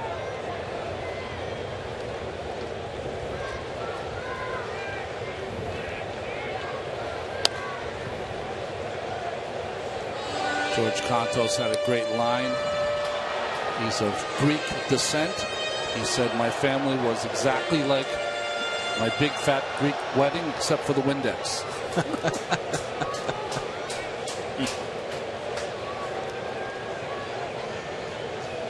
You don't eat meat? I'll make lamb. Oompa. 1-2 from Contos, and Lagares hanging in there.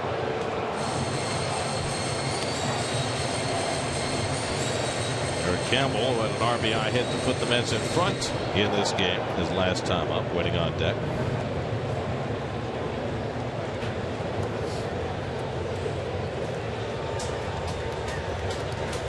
These higher scoring affairs have not been a Mets specialty this year. They have specialized in the low scoring win or the lopsided win, not the 9-7 slugfest.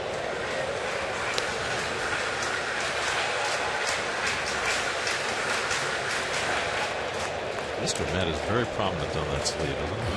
You see. Big bucket head. Now, he might have heard you.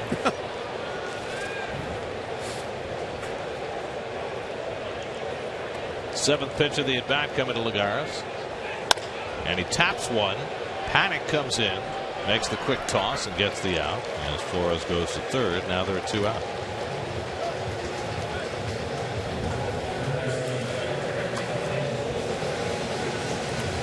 So now Eric Campbell who had a base hit to center field with 2 out in the 4th inning, driving a run. And so back up to the Mendoza line. Interesting.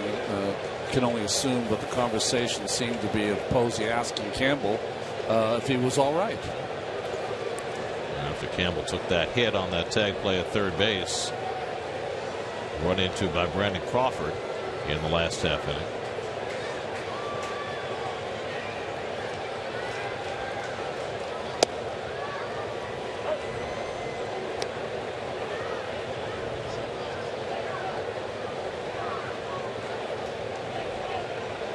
Daryl Siciliani on deck. He'll bat for Matt Harvey if Campbell keeps the inning going.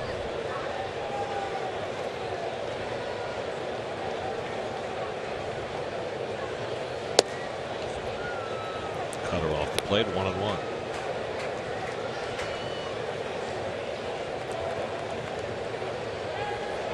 They stayed all with sliders before against Hudson.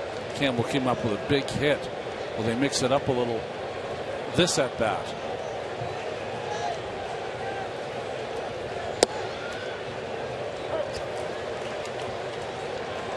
And now Contos ahead 1-2. Alex Torres getting ready to pitch the 7th inning.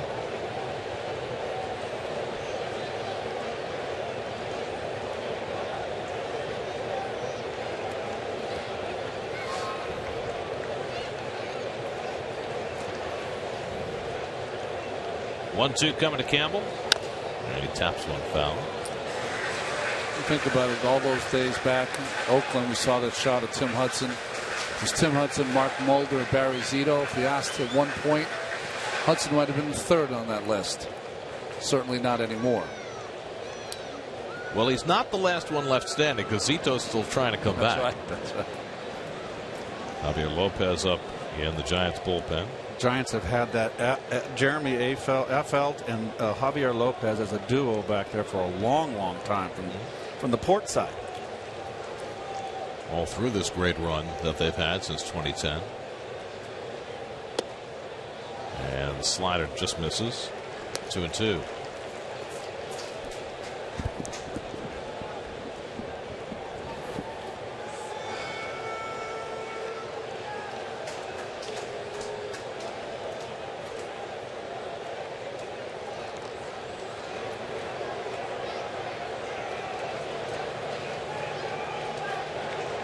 Flores at third and 2 out.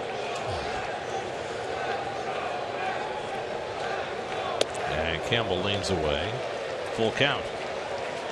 Conto's thrown a lot of pitches in a 3-batter stint here as his pitching coach looks on.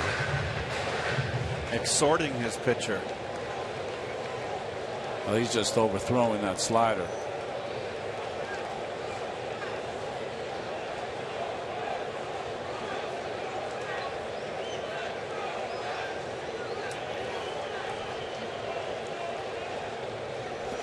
Three-two to Campbell, and he goes down swinging on the fastball. So Contos comes in, retires 3 in a row with a couple of punch-outs. We go to the 7th, 7-4 Giants.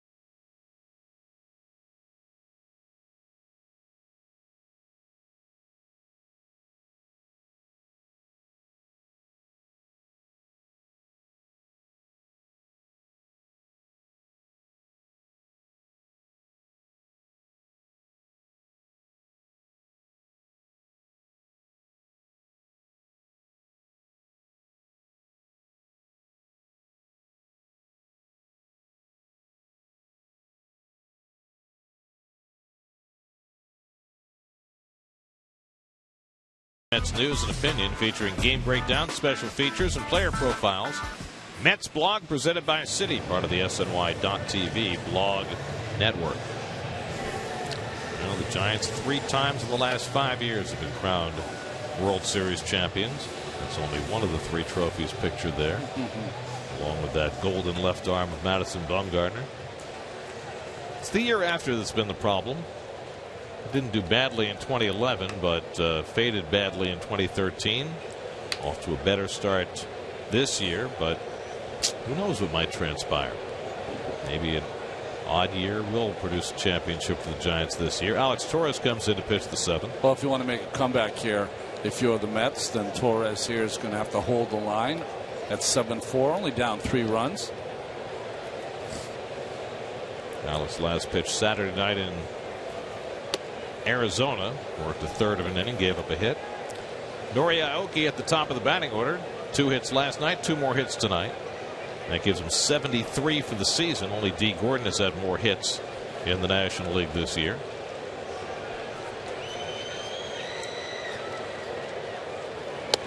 So Matt Harvey's final line tonight: 6 innings, 9 hits, 7 runs, 2 walks, 2 strikeouts, 3 home runs.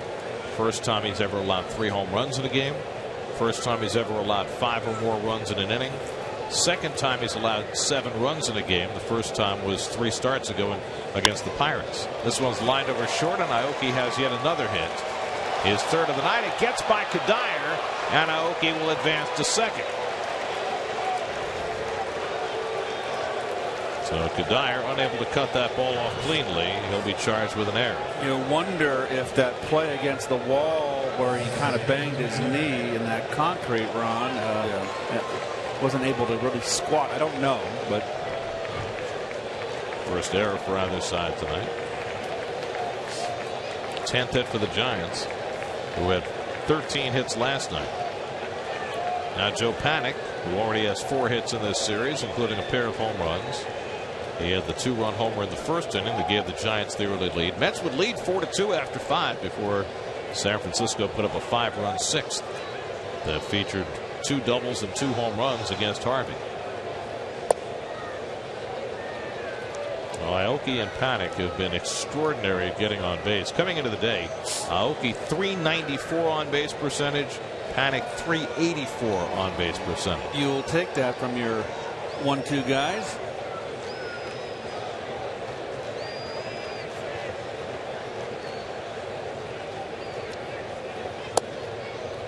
Panik takes a knee-high fastball for a strike. 1-1. Angel Pagan hitting 3rd in the order, waiting on deck.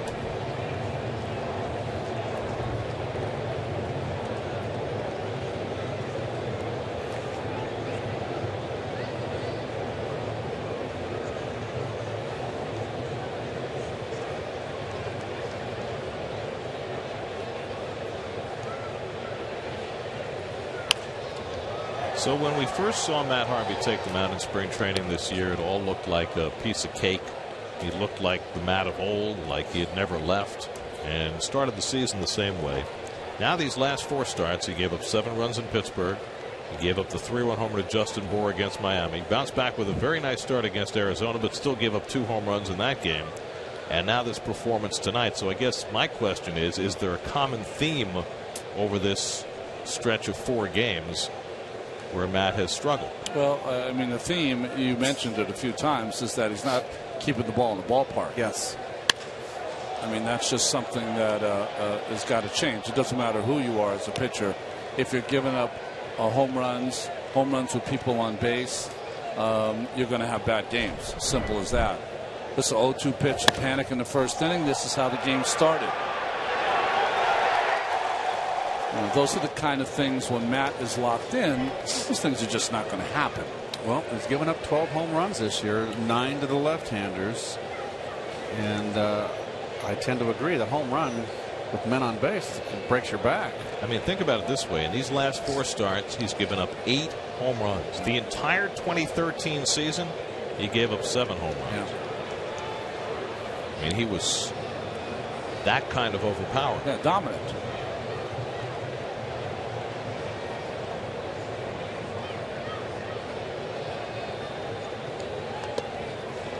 down by Darno, 2-2 to Paddock. And you know, it's easy to say, well, you know, it's his first year back from Tommy John surgery, and regardless of the number of months, there's always going to be a readjustment. But is that fair? Is to lay it on the return from surgery, or is there something else going on? Well, I think that would be a, you know, I would think, only because I feel like he has you know, such a great winning attitude. His panic goes down against Torres. He's such a winner by nature that he would never use that as an excuse. So what I find in the games, and this is just from watching him, is that to me he's a little in between on his breaking pitches. We went through a stretch where I saw the changeup neutralize all the left-handed hitters. Keith, you mentioned 9 out of the 12 home runs against left-handed hitters. The changeup hasn't really been there, and then his curveball has been there at times. His slider has been there at times, but it's not there all the time. And I think that's what separates you from being really good or dominant. You know, in 2013, he had that little tight slider that was unhittable for every right-handed hitter, and he used to be able to drop it down and in the dirt to the left-handed hitter. They swing over the top of it. He has at times, very few times, mastered that pitch this year, but he hasn't had it like he had it 2 years ago. I always feel, no matter who you are, your second year, and this is, I said it earlier, is your learning year. And if you have a rookie year where you're a house on fire, and you're the second year, the hitters, and vice versa, if you're a hitter, the pitchers adjust to you, and it's a big learning year, that sophomore year.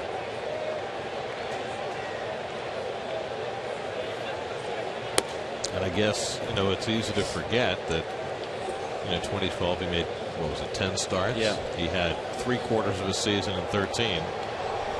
So it really is his second year. Yeah. And I do think Matt's a bright guy, and he knows what he's doing out there, and I think he's going to take stock of this. Okay, I just can't blow these fastballs by people. This lineup was on a fastball pretty good today. And, you know, you have to mix it up, but still predominantly use your fastball. But this game's a great humbler, and you learn every day, every time you go out there and play, you learn something new. But unlike some of the other great pitchers in the National League, let me use for example Kershaw, Cueto, those guys, I think they're the top echelon. Wouldn't you include those? Yes, you want to beat Kershaw, you want to beat Cueto. Harvey's got a little bit of a bullseye that comes with trying to take him down, and the National League and the rest of baseball want to do it. That's how it goes. Don throws his second walk of the day. Well, it's not going to get any easier, because Matt's next start is against the best offensive team in baseball this year, the Toronto Blue Jays, who only hit home runs. I mean, that's what they do all game long. Morris has given up a hit and a walk. He will get them, what, the last game getaway day, the Blue Jays? No, today's Wednesday, so he'll go Monday. Go Monday? They're on a regular 5-man rotation now. Unless they make some adjustment between now and then. There are the city probables for the final game of this series. Jonathan Neese against the resurgent Tim Lincecum tomorrow night. Lincecum doing it a little different way now. Not that overpowering guy who used to be able to blow 98 by you. He mixes up his pitches, mixes it up well. Cut the hair off, change the look. Got the stash going. Meanwhile, John Neese had a very encouraging start his last time out in Arizona. That was the best I've seen John throw, maybe all season long, personally. I'm a bit surprised that he's left Alex Torres in here to face Posey. Well, his splits are better against righties than they are against lefties. They are. Yep. Posey, a 2-run double down the right field line his last time up. There was the beginning of the end for Matt Harvey.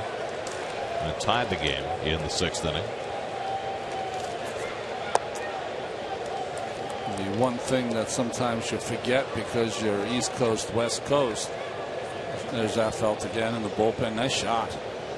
And Eric Goodell for the Mets is that they've seen plenty of Alex Torres, this Giant team, because was with the Padres. Good point, Ron. Although for Posey, this is his first at bat against Torres. I would imagine in San Diego they didn't let him face it. So there you go.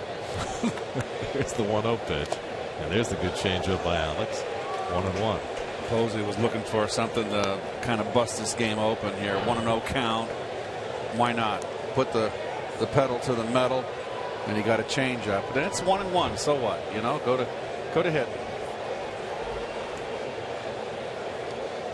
Aoki at second, Pagan at first. Good speed on the bases for the Giants with Brandon Belt on deck. Giants 7 runs, 10 hits. The Mets 4 runs and 8 hits.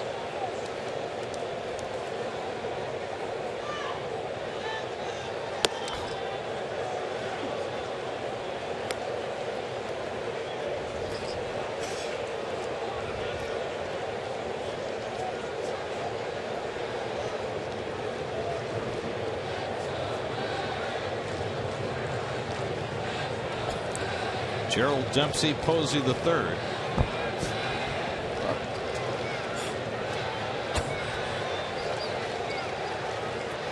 And a good changeup by Torres, 2-2. And now you see that is why Alex Torres is more effective against the right-handers. He's got the pretty deadly little sinking change. Would you call that a screwball? Yeah, I'd call it a screwball. It'd be interesting to see against Matt. 0-2. 2 strikes, what kind of hitter Posey was. Let's see what he does against Alex Torres with 2 strikes. Wouldn't throw him anything away. Posey pulls a foul. During tonight's game, you can get interactive with SNY Game Day on SNY.TV, featuring pitch-by-pitch coverage, player cards, and in-depth stats. Check out SNY Game Day on SNY.TV, your online home of all things New York sports.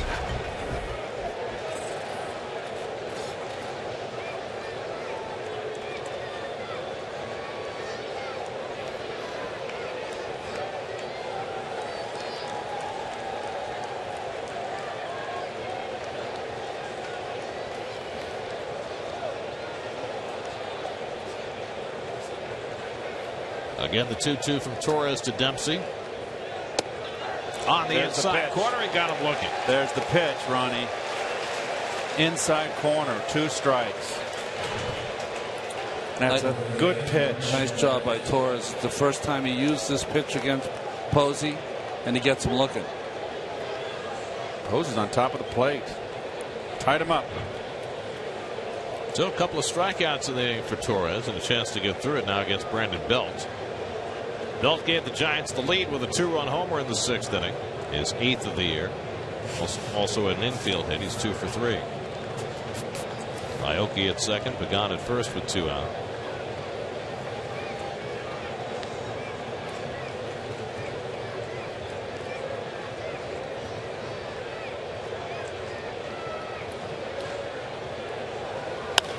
And he pops it up.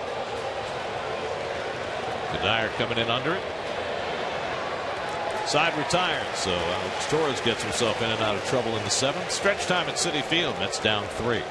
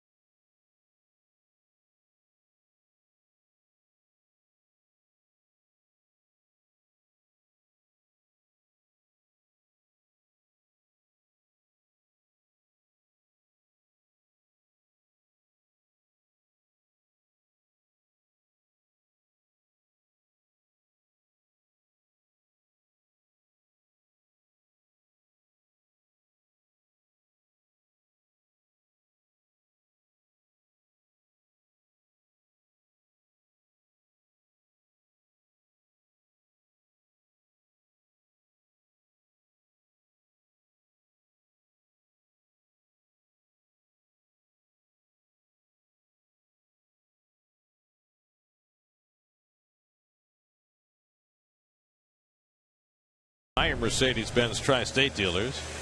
Visit them on the web at searchmercedes.com. We're going to the bottom of the 7th inning. Let's check in with Steve Gelb. Steve? Obviously, guys, Chris Heston's no-hitter last night, a major topic of conversation today. Now, Dave Righetti is no stranger to no-hitters. Through his own in 1983, has been the pitching coach here for quite a few in San Francisco. He said he knew that Heston had a chance to do something special last night when in the 7th, 8th, and 9th innings, he didn't revert to only using his fastball, kept using his off-speed stuff, and didn't try and overpower guys with his best pitch. As Righetti put it, he said, I tried to do that in 1983, but when I saw Heston was still pitching, I said to myself, man, this kid's relaxed. He might be able to get it done. Well, Righetti would certainly be a good judge of that. He's been around a long time, both on the field and, as Steve said, as the Giant pitching coach. John Mayberry pinch hitting to lead off in the home 7th against George Contos, who came in to get the last 3 batters in the 6th. And Mayberry pokes one in left center. That's in for a base hit. Pagan over, cuts it off on the backhand, and Mayberry will settle for a single. So the Mets have their first base runner against Contos. Well, this was the last out of Dave Righetti's no-hitter against Wade Boggs, no less. Slattered by Rags. 16 years a pitching coach for the Giants. July 4th, that's what made it even more special. 27, I believe, was Butch Weiniger was the catcher that day for Ragu. Great starter, great reliever, great pitching coach. He has had himself a fabulous career in all those realms. Giants going to make a pitching change and bring in the left-hander. Pitching change brought to you by Empire City. We'll be right back to Citi Field.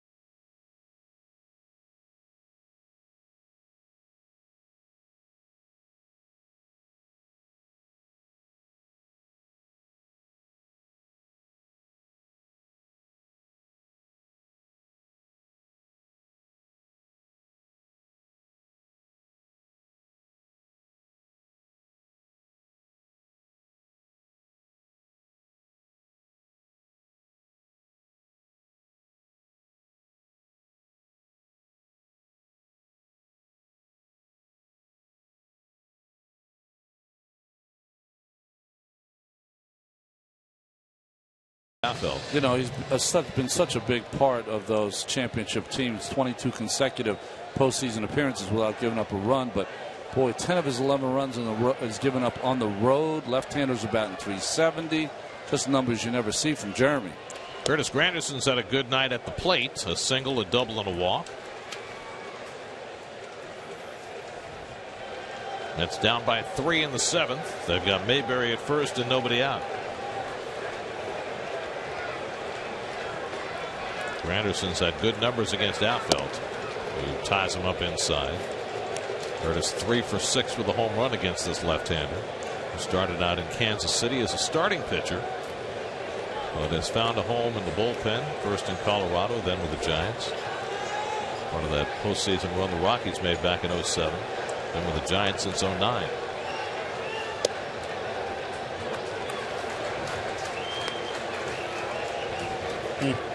One shy of Mariano Rivera's record. You mentioned that, Ronnie. And multiple innings, not just coming in to get a lefty out. 2-1 to Granderson with Tejada on deck. They've got the right-hander Hunter Strickland up in the pen. That's on the corner. 2-2 for Strickland. It's got to be a little muggy out there. A lot of guys using that rosin.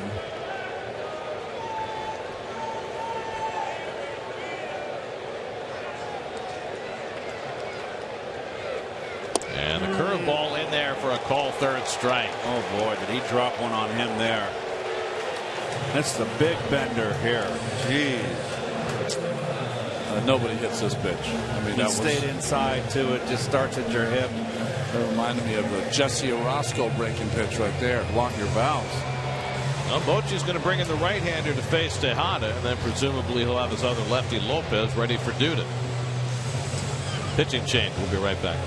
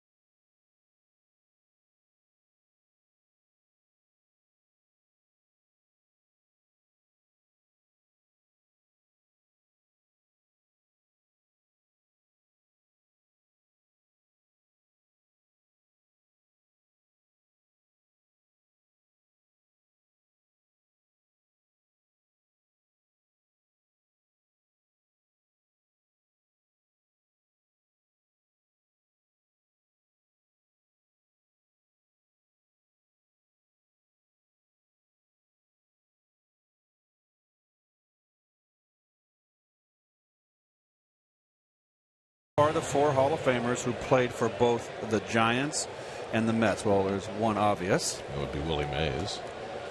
Warren Spahn got a stint with the Giants. Excellent. Yeah, so he'd be excellent. two.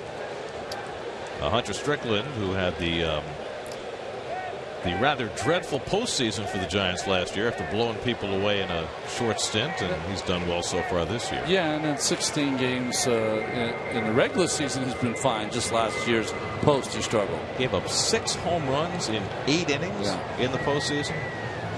That comes in to face Ruben Tejada, who's 0 for 3. Granderson struck out, and Mayberry at first with 1 out. There's a strike. All right, so we got Mays and Spahn. Right. Let's see. Other Hall of Famers who played for the Mets. Why am I stumped here? We're only going back to 62. Hold on. Did Eddie Murray get a stint with the Giants at the end of his career? Yeah, good call. Gary Carter definitely played for the Giants. So that's 3. Was Eddie the 4th? I don't know. Hold on. Let me think if there's somebody else that I'm missing. Mays, Spahn, Carter. They're definitely the 3.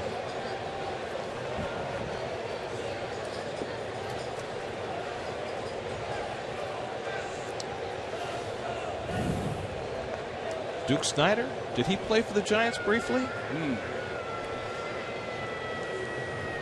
I'm not so certain. Somehow I have it in the back of my mind that Duke might have had a wound stint up with the Giants at the end. It's one of those two. It's not. I don't think it's Eddie.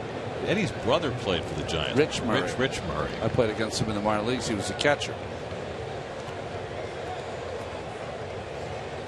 Huh.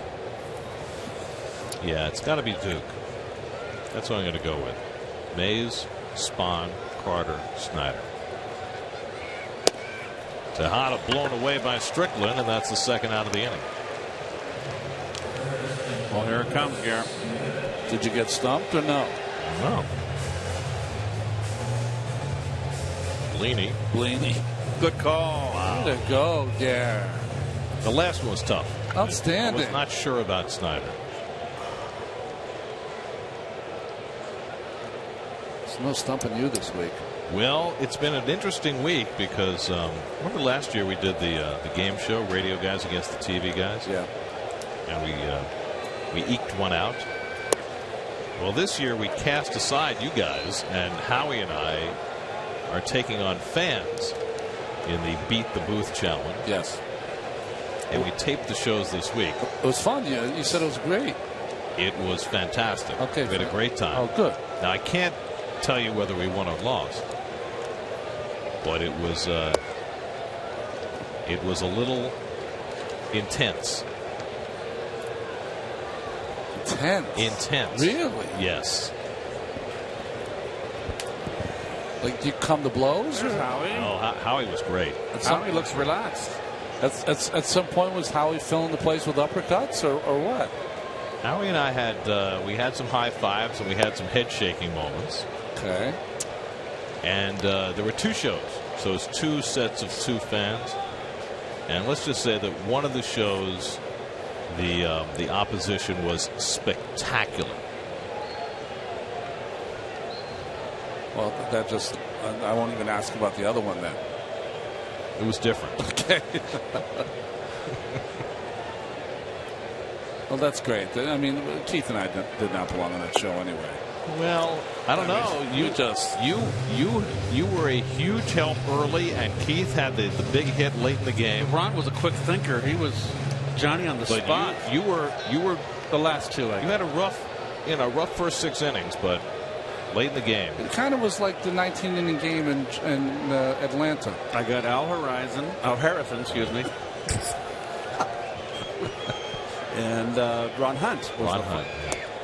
Duda goes down on strikes, so Strickland comes in and blows away Tejada and Duda. Mets strike out 3 times in the inning, down 7-4.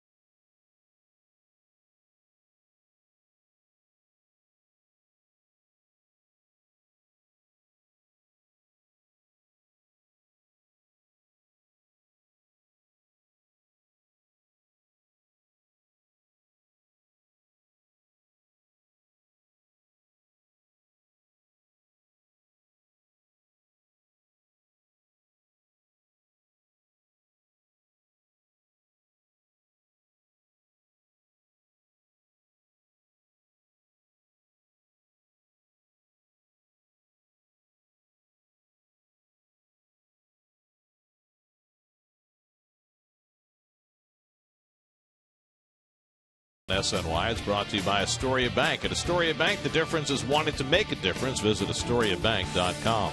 By Nationwide. Nationwide is on your side. Speak with Steve Dukoff in Bayside or Joseph DeMonda in Wantagh today. And by Mazda, KellyBlueBook.com's lowest cost to own brand over 5 years. What a player. Watching pictures of Willie Mays never gets old. Never. Brandon Crawford dropping down a bunt, and it goes foul. I can still envision him watching him on TV, Garrett, with a young kid growing up in San Francisco and watching him play. Carlos Torres working the 8th inning.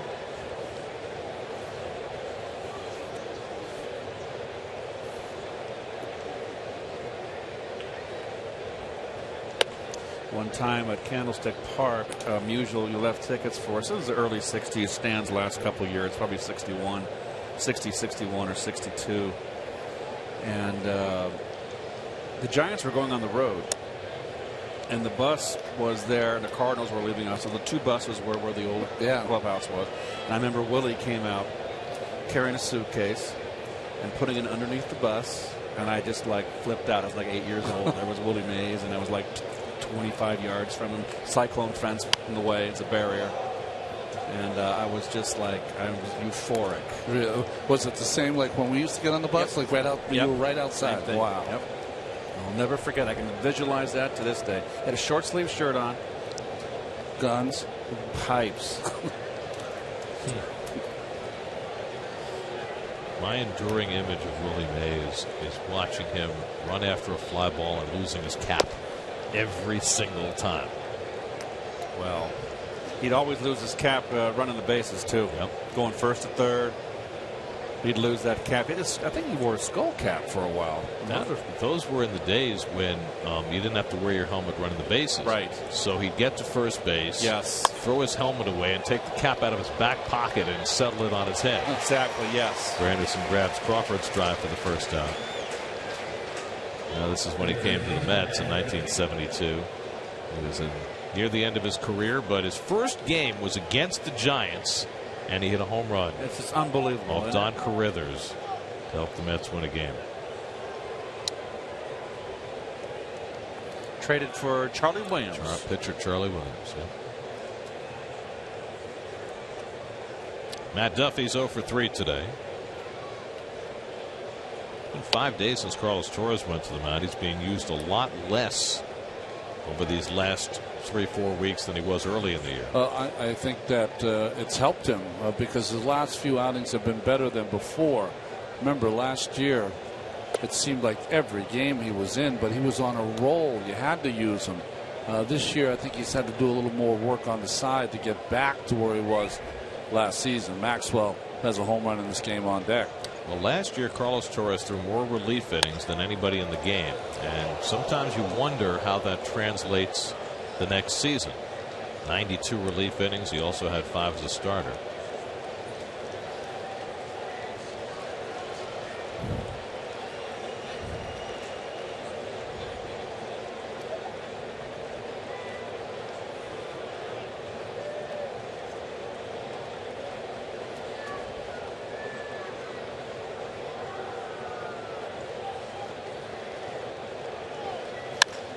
Line into right center, a base hit for Duffy. Granderson bobbles it. Duffy's going to take the extra base, and he makes it safely. So some very indifferent outfield play by the Mets the last couple of innings. First Kadire, and now Granderson booting a base hit and giving an extra base on there. Well, ball rolled up his arm. Lucky he didn't get by him. Well, how it gets compounded is because the Giants, all 2-game series, are sprinting out of that batter's box. And let's be honest, teams are looking to take an extra base on Granderson anyway. That's become a real liability for the Mets. So he was all set to take that hard turn. Here's Maxwell, and he takes outside for ball 1.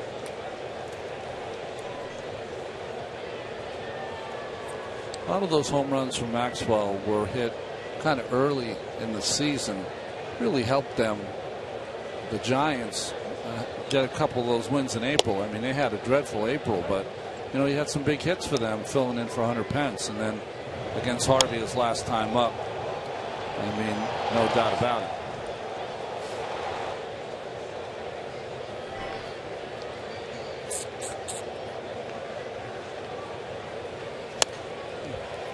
One and two to Maxwell. Casey McGee out on deck to be a pinch hitter.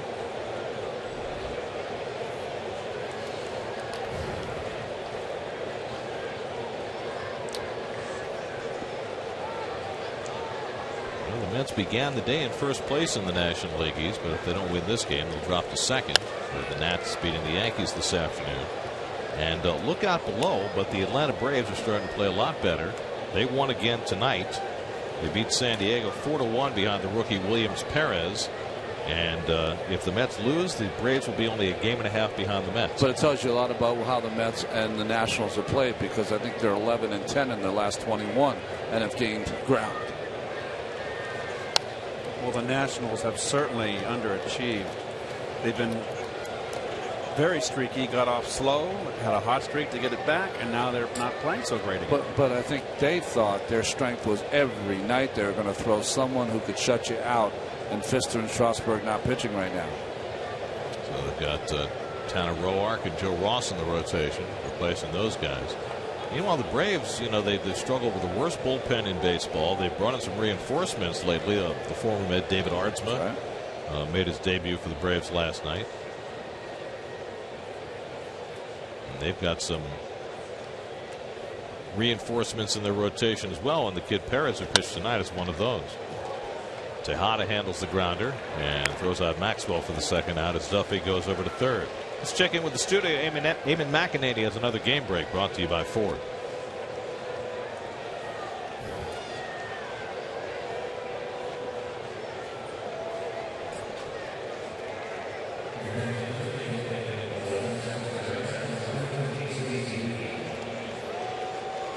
So the Braves now just one game under 500. Last night it was Joey Turdoslavich hitting his first big league home run as they came from 5 runs down to beat the Padres. That's right, with James Shields on the mound. So here is McGee, who got off to a terrible start this year and was sent to the minor leagues after signing as a free agent following a very good year in Miami last year. 2 years ago he went to Japan to find his stroke. Last year did a good job batting behind Giancarlo Stanton, and he was supposed to be the fill-in for Pablo Sandoval. Sandoval left for Boston. They signed McGee to a 1-year deal for just under $5 million. He went to the minors, hit for the couple of weeks he was down there, but Matt Duffy took over his job, and Duffy still got it even though McGee's back in the big league. Sergio Romo getting ready to pitch the bottom of the 8th in the Giants bullpen, their former closer. Torres ahead on McGee 0-2, and he goes wide with the fastball. Jack Leathersich up next in the Mets bullpen. Duffy at third and 2 out, and McGee pokes one foul. Giants up and down this lineup with 2 strikes do not mind hitting the ball the other way. If you're going to pitch them outside, they're going to hit it that way. Roy Aoki would be next. There he is, Mr. Mullins. Bam Bam. He's a sir, you know, from Curacao. Curacao, yeah. Sir Bam Bam. Sir Bam Bam. You know, when Hensley first came up, he had tons and tons of promise. Bam Bam, he got the nickname because they didn't even play baseball in Curacao. They played softball, and he used to hit home runs out of sight. Yeah, he was the guy who really opened up baseball from that country before Andrew Jones and all the others. Torres throws a changeup to first and gets the out on McGee. So Torres gets through that inning. We go to the bottom of the 8th. Mets still down 7-4.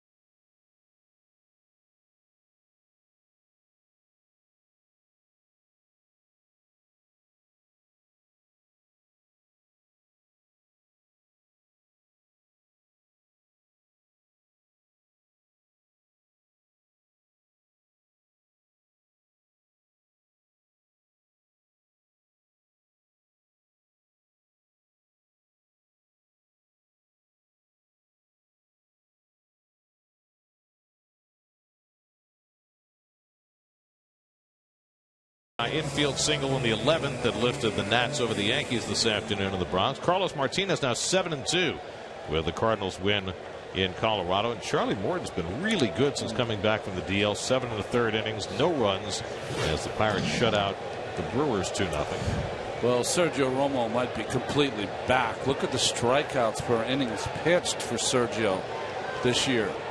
Michael Kadire, first man to face him. But the only negative against Romo has been the fact that he hasn't gotten lefties out of it. Right. 8 for 19 left-handers. Lost his closer's job last year to Santiago Casilla. Now serving as the setup man.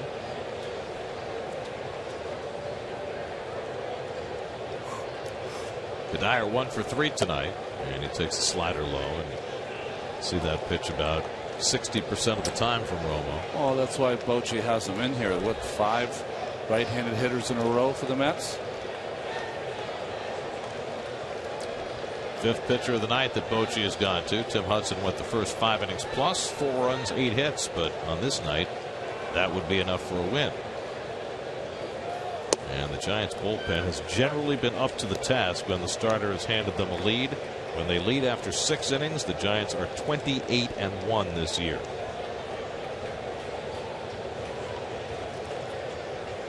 That's not seeing Madison Bumgarner in this series.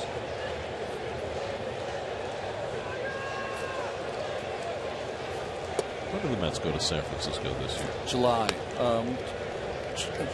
Have the Dodgers July 3rd, 4th, 5th, and then they go. Yeah, right after that. Okay. So just a few weeks down the road. I know that because I have a late dinner date with my son who lives in Northern California, so I'm looking forward to that. Kadire down on strikes. Can I pass along a very quirky personal note about last night's no-hitter? Yeah. There have now been 2 no-hitters thrown at Citi Field. June 1st, 2012. I have 2 sisters. Okay. My younger sister, Jane, on June 1st, 2012, celebrated her 50th birthday. Last night, my older sister, Debbie, celebrated her 60th birthday. Oh, no. The 2 no-hitters thrown at Citi Field. One on one sister's 50th birthday, the other on the other sister's 60th birthday. Now, how wild is that? Something crazy's happened at 70. Maybe my 70. Yeah. I don't know. I mean, that is what a quirk of numbers. Now, here's the thing. My younger sister, Jane, couldn't care less about baseball. Yeah. My older sister, Debbie's a big fan. So when I pointed that out to them, Debbie's reaction was, how come the Mets couldn't throw a no-hitter on my birthday? How come I had to get the opposition one? That's like, watch out what you wish for. Boy, I wish I got the no-hitter. Well, it's the opposition. There's the guy. He hasn't stopped smiling since last night. Boy, what a place to do it, too, in the Big Apple. Well, the story I heard, which I thought was unbelievable, is that his Little League coach, who has New York roots, came into town to watch him pitch because he had never seen him pitch as a major leaguer. And that's the game he saw. The first game he saw.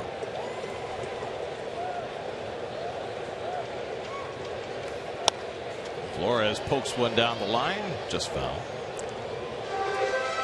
I remember when Johan pitched his no-hitter, I left tickets for some friends of mine. There's the numbers last night. No walks, 11 punch-outs.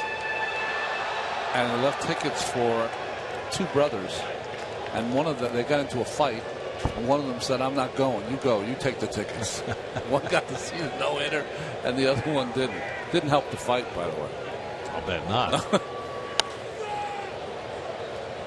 Well, Heston, I think, was so blissfully unaware that he violated protocol at one point. Remember in the 8th inning last night, he was running at first base, and there was a bloop to left, and he got forced at second base. And he went over after the half inning was over, going to the bottom of the 8th with a no-hitter going, and said to Matt Duffy, who would have scored the run, he apologized to him. And Duffy said, don't talk to me, go out and pitch. Yeah. Don't break the protocol. That is 5 consecutive strikeouts for the San Francisco bullpen. 2 out and nobody on. Oh, Romo's death to right-hand hitters, side armor. just beat Flores with the fastball. Yeah, to me it looks like he's throwing a little harder this year. That's the big difference.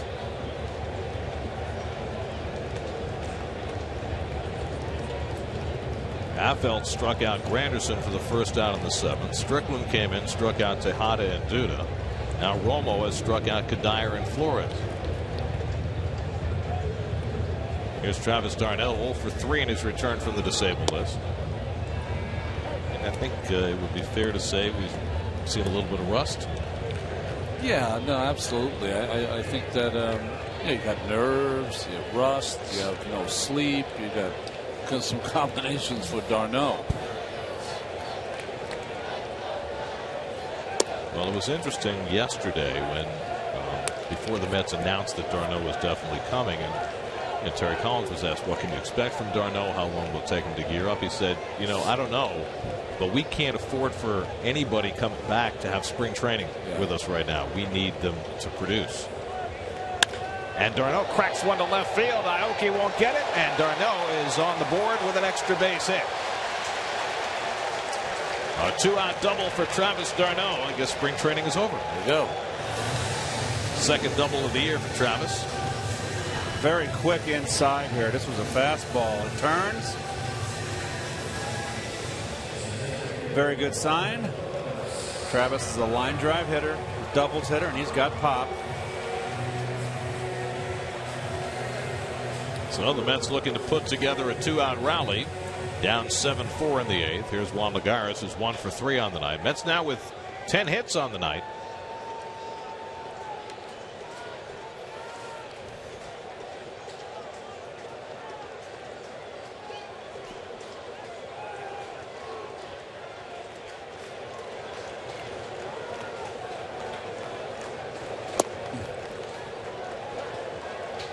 Unless the Mets can rally in this game, the story of this one is going to be the struggles of Matt Harvey. 3 home runs allowed for the first time in his career. Hit for 7 runs in 6 innings of work tonight. This is where, as a pitcher, you have to stand in front of your locker and own it for about an hour and 15 minutes. The question is, what do you do between the time you leave the game and you have to make that soliloquy? Well, that's there's things you have to do to get ready for your next start, Gary. The icing, the bands, all that kind of stuff. You look in the mirror. You try to think about the things that happened wrong tonight that you didn't like, the things that you did like that you did. But in a game like this, you just have to just say, the world championship team, world champions, got me today. Lagares to the gap in left center. That'll go all the way back to the wall. d'Arnaud in to score. Lagares to second. Takes the turn. He's going to try for 3, and he'll make it without a throw. An RBI triple for Juan Lagares. And now the Giants lead is 7-5. Third triple of the year for Lagares. Another fastball, wants it away, inside, and guys are turning on it. Back-to-back extra base hits on fastballs in, which makes me think that Romo doesn't have the velocity he used to have. 2 outs, you're on your horse, on contact, you can just drop it down to second gear and take it on in. But this guy's going to put it in 5th. Right there. He can go. So now the Mets will get the tying run to the plate with Eric Campbell, who drove in a run with a base hit back in the 4th. 1 for 3 on the night. And Campbell takes a slider down for ball 1. You're almost not getting that slider down in the strike zone. And the Giants get their closer, Santiago Casilla, to work here in the 8th inning.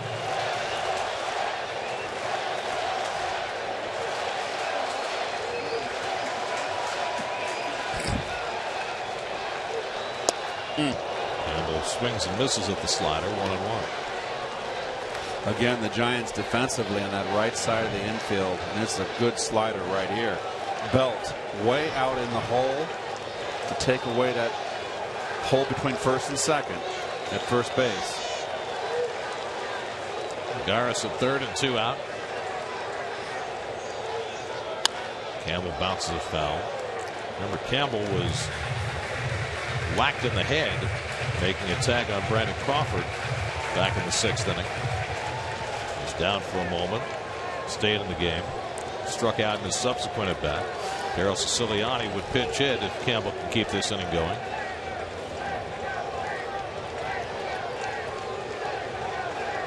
Javier Lopez, the lefty, joins Casilla in the Giants bullpen.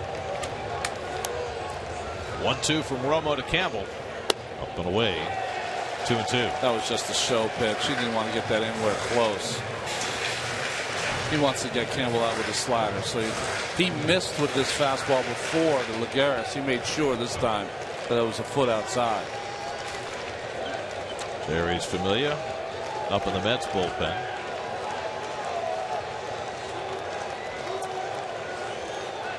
It's going to be the old slidey.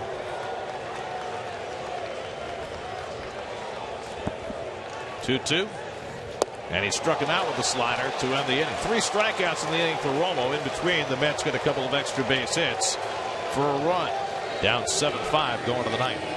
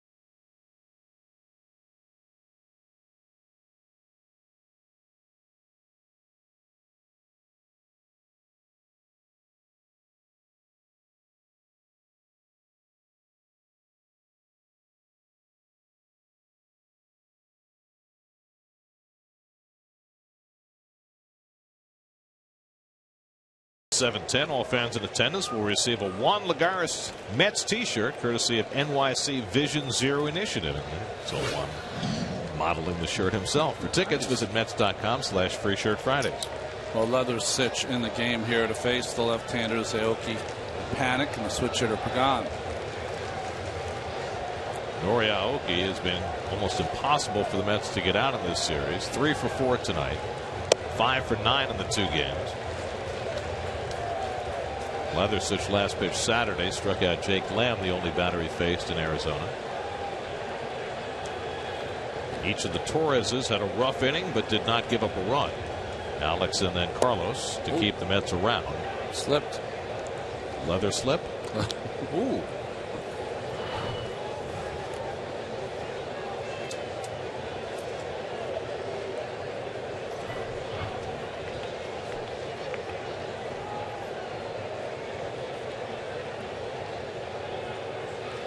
Aoki has his 4th hit of the game. He has just been tremendous for the Giants, not just this series, but really from day one. Obviously no shift for that. He just continues to do it over and over. Fastball middle, drives it to left. No intent to pull the ball. He's just a guy that you can play the opposite field. He's just a table setter, and he knows his role. Also Robles up in the Mets bullpen as Joe Panik steps in. Panik 2 for 4, a 2-run homer, and he drops down a perfect bunt, and Campbell has no play on it. He throws behind Aoki, and he gets back safely. Flores had to reach for him a second time, and that enabled Aoki to get his hand back in. Well, what happened? Just a little high throw. Oh, no, sorry. Wilmer reached up instead of down. So a bunt hit for Panik, his third hit of the game. So Aoki and Panik between them have 7 hits tonight. What a beautiful play right here. Beautiful bunt. The Giants just do the little things here. No, you have to. You think Bochy put a sack on, or was that a bunt for a hit?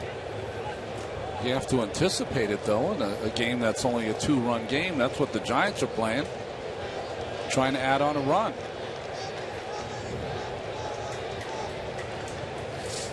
So a couple of men on for Angel Pagan. Talked about how Angel has not hit for power this year, so you wonder would they have him sacrifice in this spot, even though he's the number 3 hitter. Gosh, and you'd walk Posey. I mean, just surprise, your 3rd hitter and you're bunting. Guess not. Well, you got to let him swing here, because you know what, if he bunts and gets the guys over, you walk Posey and have Leatherstitch face Belt. So, you know, you let him swing away. Pagan has walked twice tonight, otherwise 0 for 2, 0 for 7 in the series. Giants now with 13 hits. They had 13 hits last night.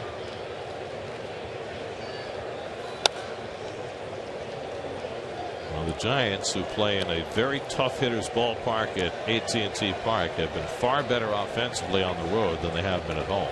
3.2 runs per game at home, 5.1 on the road, nearly 2 runs per game difference. Best road numbers up and down the board in the National League. Meanwhile, the Mets, who started out the year 20-6 at home, in danger of losing for the 4th time in their last 5 home games. Pagan hits it out to right. That should move Aoki over to 3rd. And he trots over. So with 1 out, the Giants have an insurance run at 3rd base. Productive out right there. Little backdoor up breaking ball goes the other way. Granderson with not a strong arm. He knows it's a routine fly ball, tagging up, good heads up, good base running. Well, that'll be all for Leatherstitch. Mets will bring in Hansel Robles to face Buster Posey with runners at 1st and 3rd. Giants up 7-5 in the 9th. We'll be right back to Citi Field.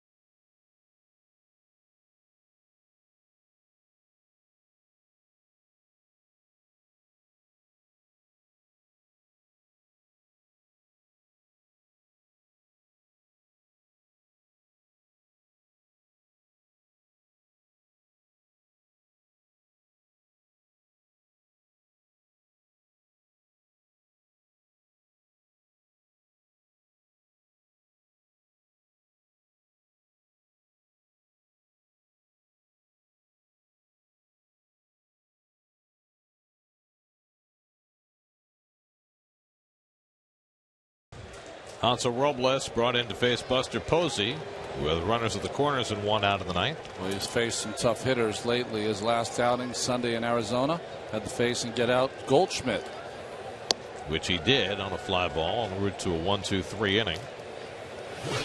And we'll see if there's Robles' numbers. Hard thrower.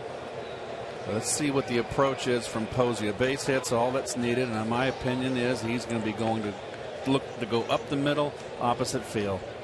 Posey with a 2-run double tonight, 1 for 4. And Robles quickly ahead of him 0-2.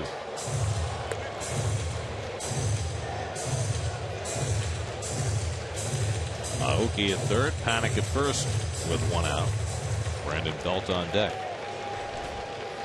Giants 7 runs, 13 hits. The Mets 5 runs, 11 hits.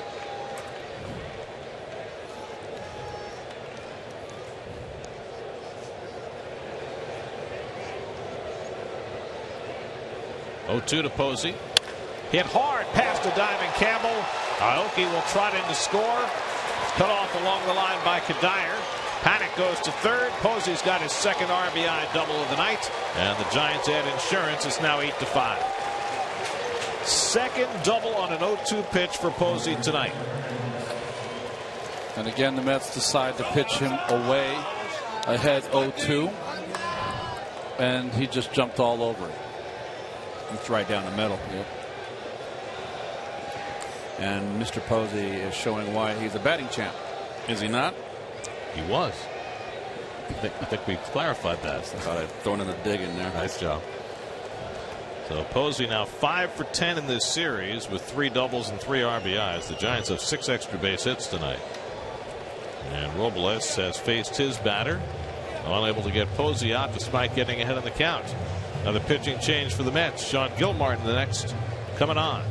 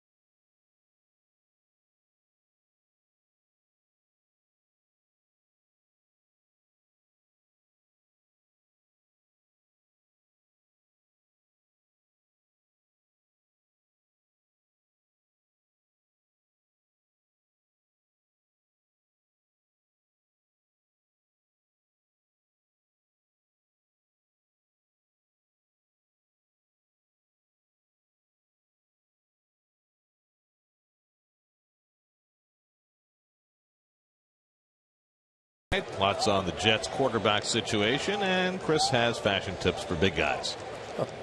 What is it? Does he just live at SNY, Chris? He's a very versatile man.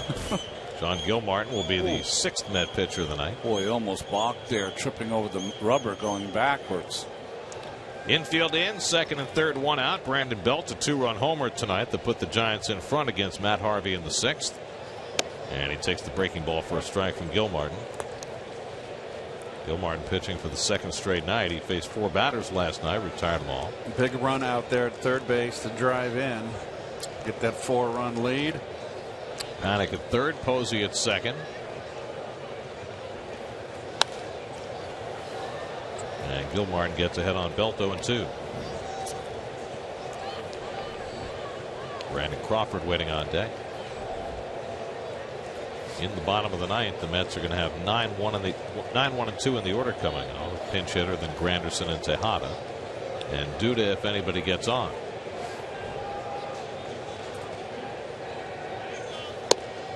On the outside corner, and Belt's caught looking. So Gilmartin takes 3 pitches to dispose of Belt for the second out. Belt thought it was outside. Look at that nice framing by Darno. Did you see the eyes by Darno? Yes. Looking over to his right to see if the umpire would throw up the right hand?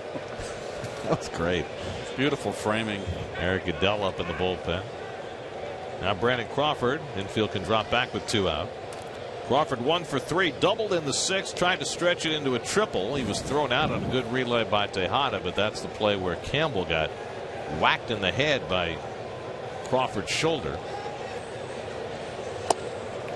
Gilmartin throwing a good breaking ball tonight.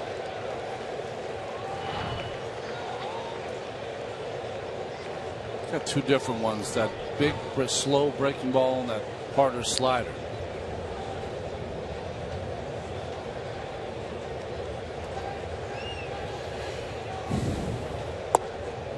And he gets that one over for a strike, and it's 0-2.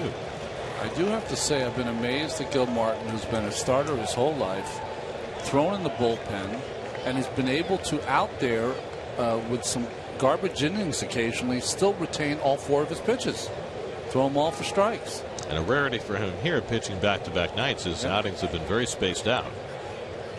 Crawford bounces one to second, so Gilmartin comes in, gets a couple of outs to keep the Mets in this game. Now the Mets will get last licks in the bottom of the ninth, down 8-5.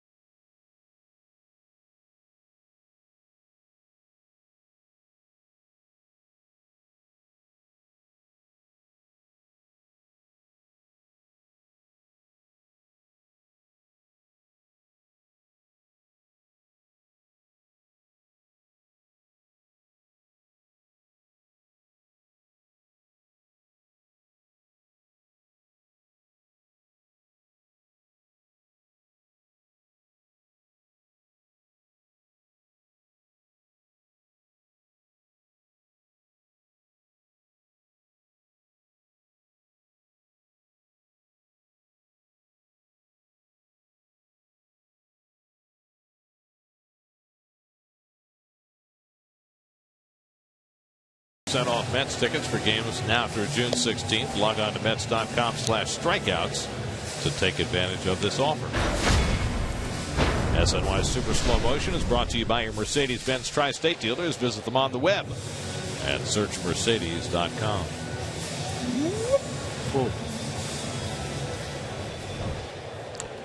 Giants bring in their closer Santiago Casilla for the save opportunity. Well, he's been great this year. 17 out of 20 saves. ERA is up a little bit. You see the left-handed hitters, they've been giving him the problem. They're going to keep Yusmeiro Petit busy in the bullpen. I don't know if that's getting in some side work or whether they have some concerns about Casilla. But Daryl Siciliani will pinch hit for the Mets, leading off in the bottom of the ninth. Siciliani appeared as a pinch hitter last night and struck out. Curtis Granderson on deck, then Ruben Tejada. Giants 8 runs, 14 hits. The Mets 5 runs, 11 hits. Duffy in on the grass at third, and Siciliani takes the pitch low. And Casilla behind 2-0. Each team has used 6 pitchers tonight. Tim Hudson stands to be the winner if Casilla can wrap it up. Hudson went just 5 innings plus and allowed 4 runs, 8 hits, but that might be enough tonight the way Matt Harvey got stung for 7 runs in 6 innings. Mets trying to rally, and they got a run in the 8th inning, but the Mets against the Giants bullpen have struck out 8 times in 3 innings. It's something Terry Collins has seen far too often lately. Casilla behind the leadoff hitter Siciliani 3-0, and he takes a strike. Got to pour it in. 3-run lead, Ronnie. Can't walk anybody with a 3-run lead, 9th inning. Especially with a youngster up. Casilla's walked 11 in 24 innings, so he hasn't been spotless. He's always had control issues. Started out his career on the other side of the bay in Oakland. Became a star in San Francisco. Siciliani hits a routine fly ball to center where Pagan patrols, 1 out.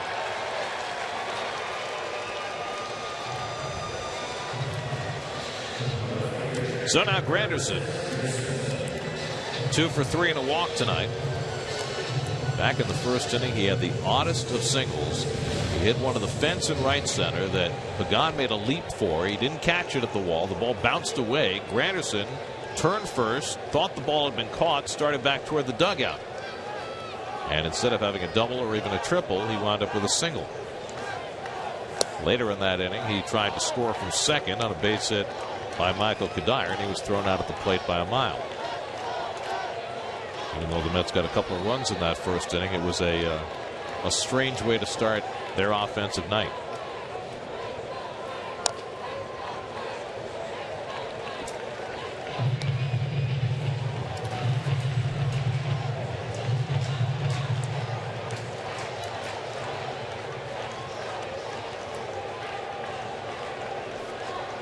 Oh, and 2 to Granderson with Tejada on deck.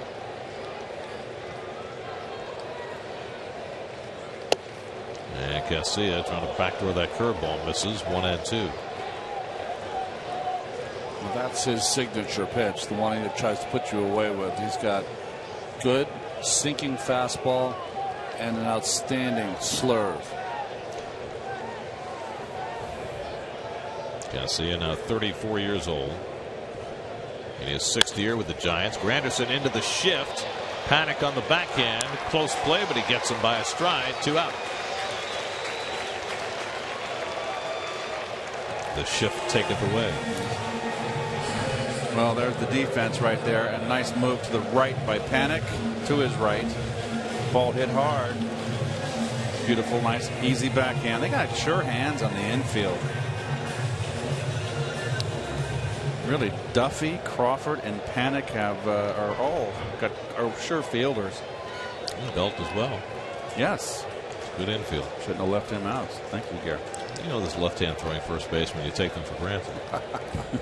Mets are down to their final out. Ruben Tejada's gone 0 for 4 tonight, and after his hot streak, Ruben is now 0 for his last 12. Final game of this series tomorrow night. John Neese against Tim Lincecum. Our coverage begins tomorrow night at 6 o'clock right here on SNY. And the Braves come in for the weekend. If the Mets lose this game, they'll be only 2 games over 500. They haven't been that little over 500 since April the 15th. They won on April the 15th to go 6-3, and they've been at least 3 games over 500 ever since. There's the starting pitcher tomorrow, Mr. Lincecum. Timmy, as they call him in San Francisco.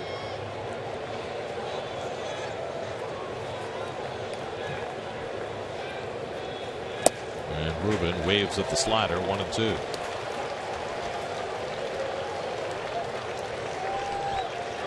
Duda would be next, but now the Mets are down to their final strike.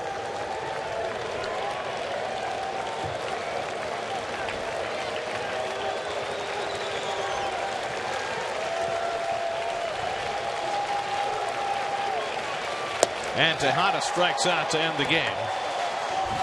9 strikeouts in 4 innings for the Giants bullpen. Tim Hudson gets his 218th career win on a loss night for Matt Harvey.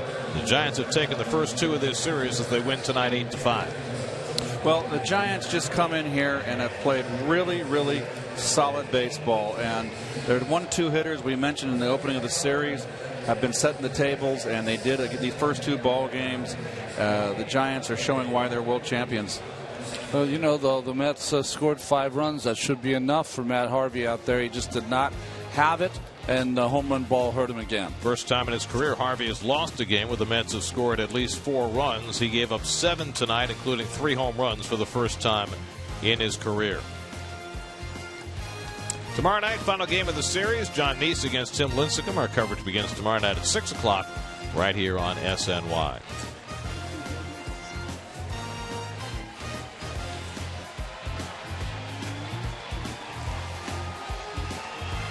New York Mets baseball on SNY is brought to you by Tri-State Honda. Hurry to your local Tri-Honda dealer for great deals on the 2015 models. By DraftKings, the official daily fantasy partner of the New York Mets. By Geico, over 75 years of savings and service. By Prism, now your team can collaborate at a whole new level with video walls from Prism. Learn how at prism.com. And by Optimum, presenting Mets games in crystal clear HD. Final score tonight, the Giants 8 and the Mets 5. Now for Ron Darling, Keith Hernandez, Steve Gelbs, and our entire SNY crew, I'm Gary Cohen at Citi Field. Time for WB Mason post-game live. Let's join Gary Apple and Nelson Figueroa in the studio.